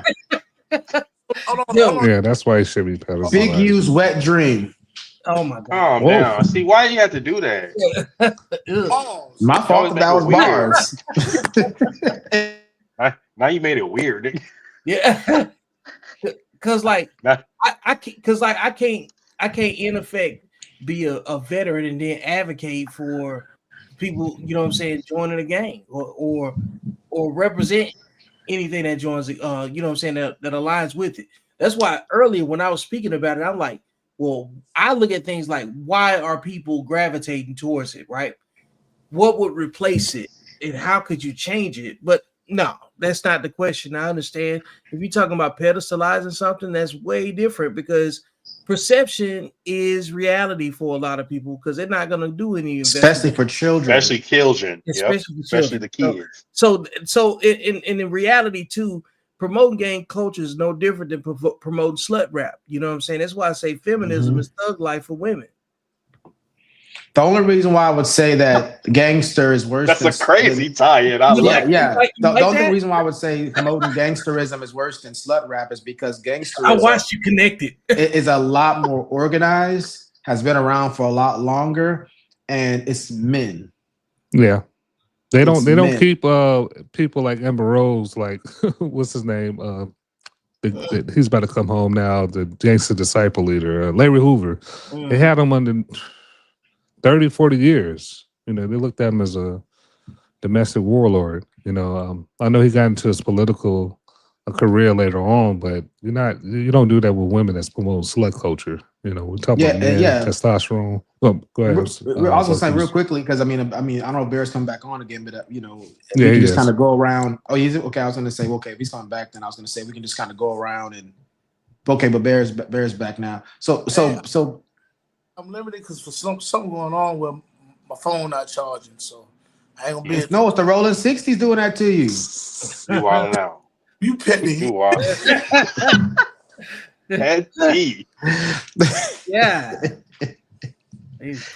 So let me take it a little bit from the argumentation and the passion on that part and just say why it's so important to me, which we've all been saying here and there, and anybody can go afterwards on why their position is important to them. But for me, can you go last now? Huh? Can you go last? It don't matter. I don't mind going last. I guess we can just go around. I'll go ahead and start off. What I was saying as far as the idolized, why he should be idolized. A lot of us said it. Vulcan focus on this point pretty well as far as promoting. It's clear that he's promoting the gang violence, and you don't want somebody like that promoting such hatred, such violence, and is contradicting himself where he's promoting helping the community. It's confusing for the youth. I don't think that's a good representation for the youth morally. That's not a good idea for our community because in our community, we suffer, according to the CDC, over 50%, most of the people are dying by gun violence, and gangs contribute a lot to that. So that was my reasons for early why somebody like that should not be idolized or glorified in any sense, especially for the youth, especially for the youth. So that's my closest thought. Victor? I just think it's overall risky, and it cuts off a lot of opportunities if you're trying to scale at some point. It's going to always be an obstacle if you're doing business, but I do see the value of it in a localized area. So it's not whether or not it has, whether or not you consider something being pedestalized, I think that's kind of subjective. And, on some ends, it's just doing business. He was doing crip business. Yeah, exactly. Bear, you want to go? What's just kind of sum up like 2 minutes or so what your point is?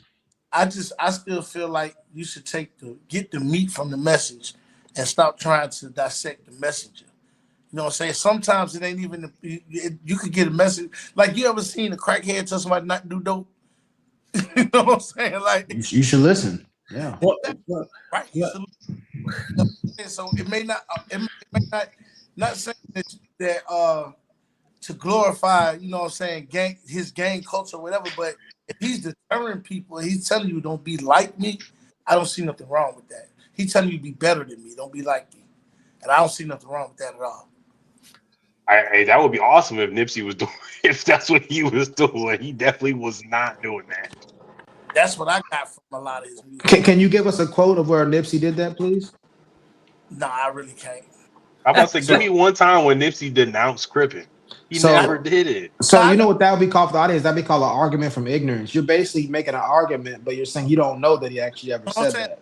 I'm just saying I've heard his music like a lot. And I've never heard him recruit. No. What you said was don't be like me, be better than me. You can go look at it. I've seen him. He said that in interviews many times.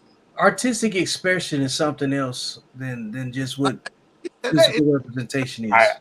I agree, but if that is your forward facing representation, then that still is that's still recruitment. That's still pedestalization. I'm with you. I understand that. Like that's why I said earlier, perception is reality for a lot of people. They don't know. You don't walk up to people and introduce yourself with your music.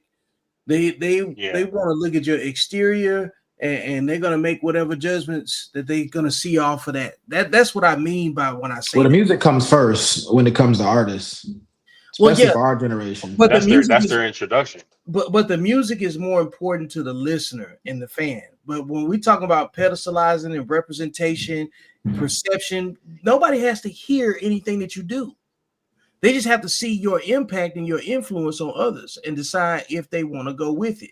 Then they look at who you influence, you know what I'm saying, from that point. Just like if you want to promote to the gender neutral rainbow community, right? You're not gonna go get Andrew Tate. Sorry, real quickly, did Fresh, did you already say yours? So I know Enos went, Victor went, Bear went, and then I think it's on you now, Freshly. Just a summation of your point. So my point is that if we're talking about pedestalization and promoting someone who's promoting negative, I don't mind that we have someone who's been through some things. I'm not saying that they need to be perfect. What I need is the message to say what I went through is not the right way. As long as you're saying that you can still be successful via the negative ways that I got here, you are pedestalizing and promoting that lifestyle. And even if you take it to a business standpoint, we have to consider how much does the business care about the community, right? Does Puma? Do you think Puma cares about us, or are we a vehicle? So yeah, who's the most popular out there? Yeah, I'm gonna pick Nipsey Hussle. I'm gonna give him a shoe. That doesn't moralize what Nipsey Hussle's message is. And at best, Nipsey Hussle's message, and I'm not knocking him because I like his music, but at best, he was a walking contradiction. At best, he's saying do positive things while still representing one of the most morally reprehensible organizations that in America. So we when to what Bear said, this is gonna be the last thing I said. Bear said get the meat from the message. I'm saying take the whole message. What I think what you're doing is taking what you want from it and leaving everything else. But that's not the full meal. If you're going to judge somebody based on what they're doing, you have to judge them based on all the stuff that they're doing. Take the entire chicken and weigh it. You don't just peel off the meat and leave the bones, because that's still part of the chicken. Yeah. So for me, you know, I'm gonna start off by reading this Romans 1:32. It says that those who practice evil and also approve of those who practice evil are worthy of death. So it's not just people who are actually doing it, but if you're approving of people who are doing those kind of things, you're guilty like they are, because the bigger group is always going to be those who are not doing it but approving of it. We know from World War II what they had the Germans do after they got rid of all this, the war ended, they surrendered, all that kind of stuff. They made those Germans walk through those camps to see what was actually going on, because they wanted them to be able to see all the things that they allowed to happen in their backyard. My issue, and going to my point of this thing, we have Michael Eric Dyson, a very prominent Black scholar who could promote so many different Black people in the community. I think Victor would be a great guy to pedestalize and give platform to in the community. I'd have rather Michael Eric Dyson have mentioned him. Now, obviously, hopefully we get there at some point in time. Why do we got to accept the gang membership and the gang promotion when we got plenty of guys who are talking about entrepreneurship and positivity that don't have that negativity attached to it? Because as one grows, the other is going to grow. If I'm a gang member and I'm a businessman, as I get more successful in business, I'm promoting myself. So also the gangster part's promoting. If I become a more famous gangster, it's helping support my businesses as well. That's basic business. Everybody understands that. So if anybody suggests that it's not promotion of both of them at the same time, the bigger that he gets, just doesn't understand business yet. You heard us saying all publicity is good publicity. There's a reason why that saying is there. Now, that's not always true, but it's generally true. Kanye West can say anti-Semitic things. Kanye West can do hip hop. He's one of the biggest names in the world. Yep. So my point is just saying this. We have an erudite, an intellectual on the Drink Champs who's talking about how remarkable this guy is. That's a gang member, when there's so many folks that are trying their best to do the right thing. We all grew up around environments where it would have been cool to become a gang member. We'd have got more girls off becoming a gang member. It was almost expected. It was almost expected to become that. I got people try to recruit me a couple of times to do that kind of stuff. The thing is, it took being a real man and not being cowardly to say, I'm not going to go that route. But that's not what gets put to the forefront. It's the guy who joined the gang and it does something positive. I'm doing something positive, but I didn't join the gang. He doing something positive, but he did join the gang.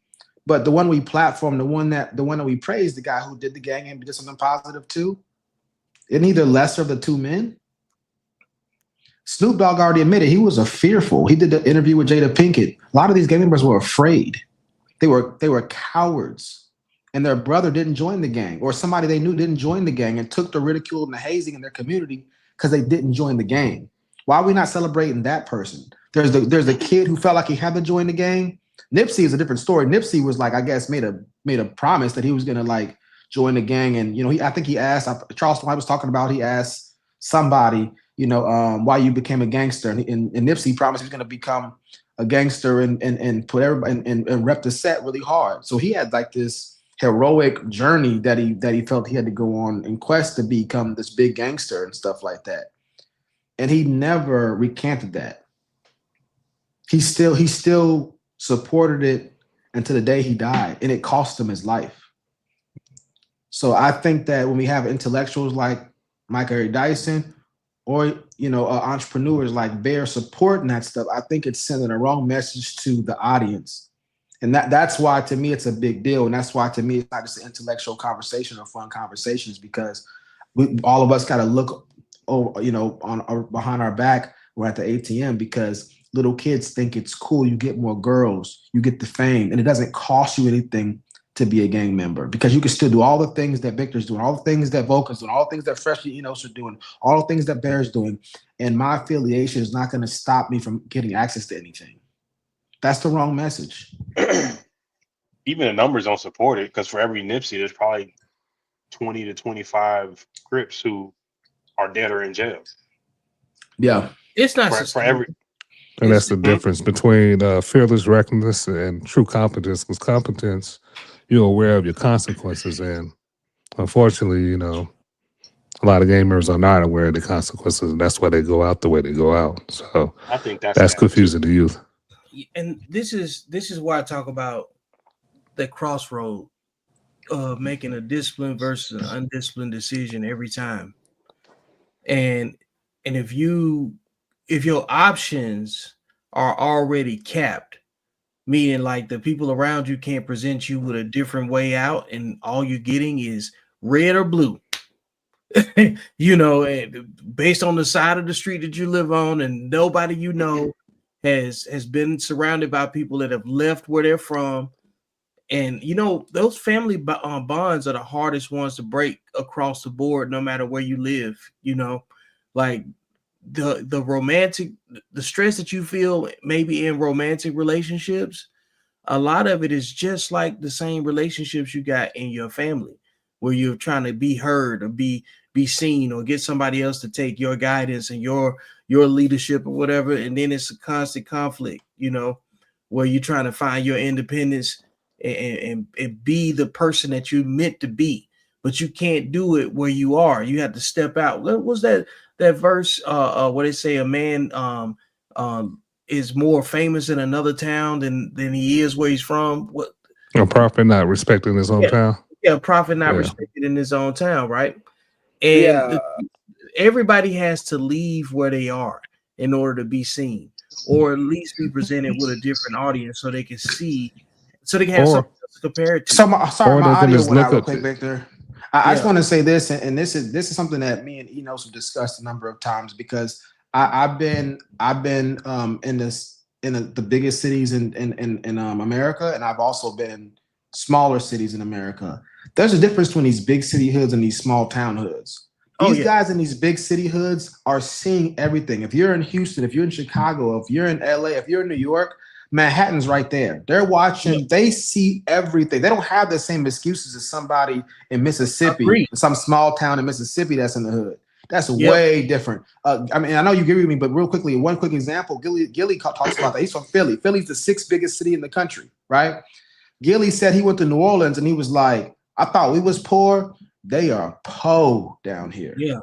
So my point is saying that these guys in LA and New York and Chicago and Houston, being in Houston and stuff, I tell you that stuff, these guys had access to everything. They can have no excuse why they chose to live the gangster lifestyle, because they got the Galleria, they got downtown, they got Midtown, they got celebrities walking around, they got Hollywood, you know, and you know, they have so much access. Even those poor kids got the internet in their pocket. Yeah. So for the last decade, that's not an excuse either. In the pocket. No, it's the truth though, because that's one of the things I'm saying. It's like this thing right here tells you how you think. You see, like this thing right here, if you pulled up anybody's search history, it'll tell you what they think about. What they interact with. But the phone is not telling them what to think. All right, the phone is supporting it's almost 4 hours. Yeah. If you look at my mom's phone, ain't none of that stuff in there. Yeah, exactly. Because it lets you know what they pay attention to, is what I'm saying. And if they don't use it at all, it'll let you know what they use it for. So we just got to use our technology better. We got no excuses. People's connected all over the world, and they can get whatever answer they want. And people's figuring this stuff out long before YouTube, before social media, before the internet, and they got to pick better. You know, they got more options. All right, I didn't see you like this. I've been watching you for a little bit, Victor. You got a lot. This is a different conversation today, man. I'm glad you was definitely on to experience this with us and give you perspective. It was always a pleasure to have you on, man. And I got it was fun. Fresh and Vulcan. So let's go ahead and Bear. Oh my God, Bear too. So we might just need to do a part 2 of this. I mean, I think we pretty much said everything we have to say on this. I think it's well beat to sleep. I mean, I mean, if you think we got to like that, I don't like that. All right, y'all. So thanks for tuning in. Remember to like and subscribe. Shows every Monday at 8 p.m. Central Time, 9 p.m. Eastern Standard Time. So thank y'all for tuning in. All right. All right, fellas. Was that energetic enough? No, it was terrible. All right. All right.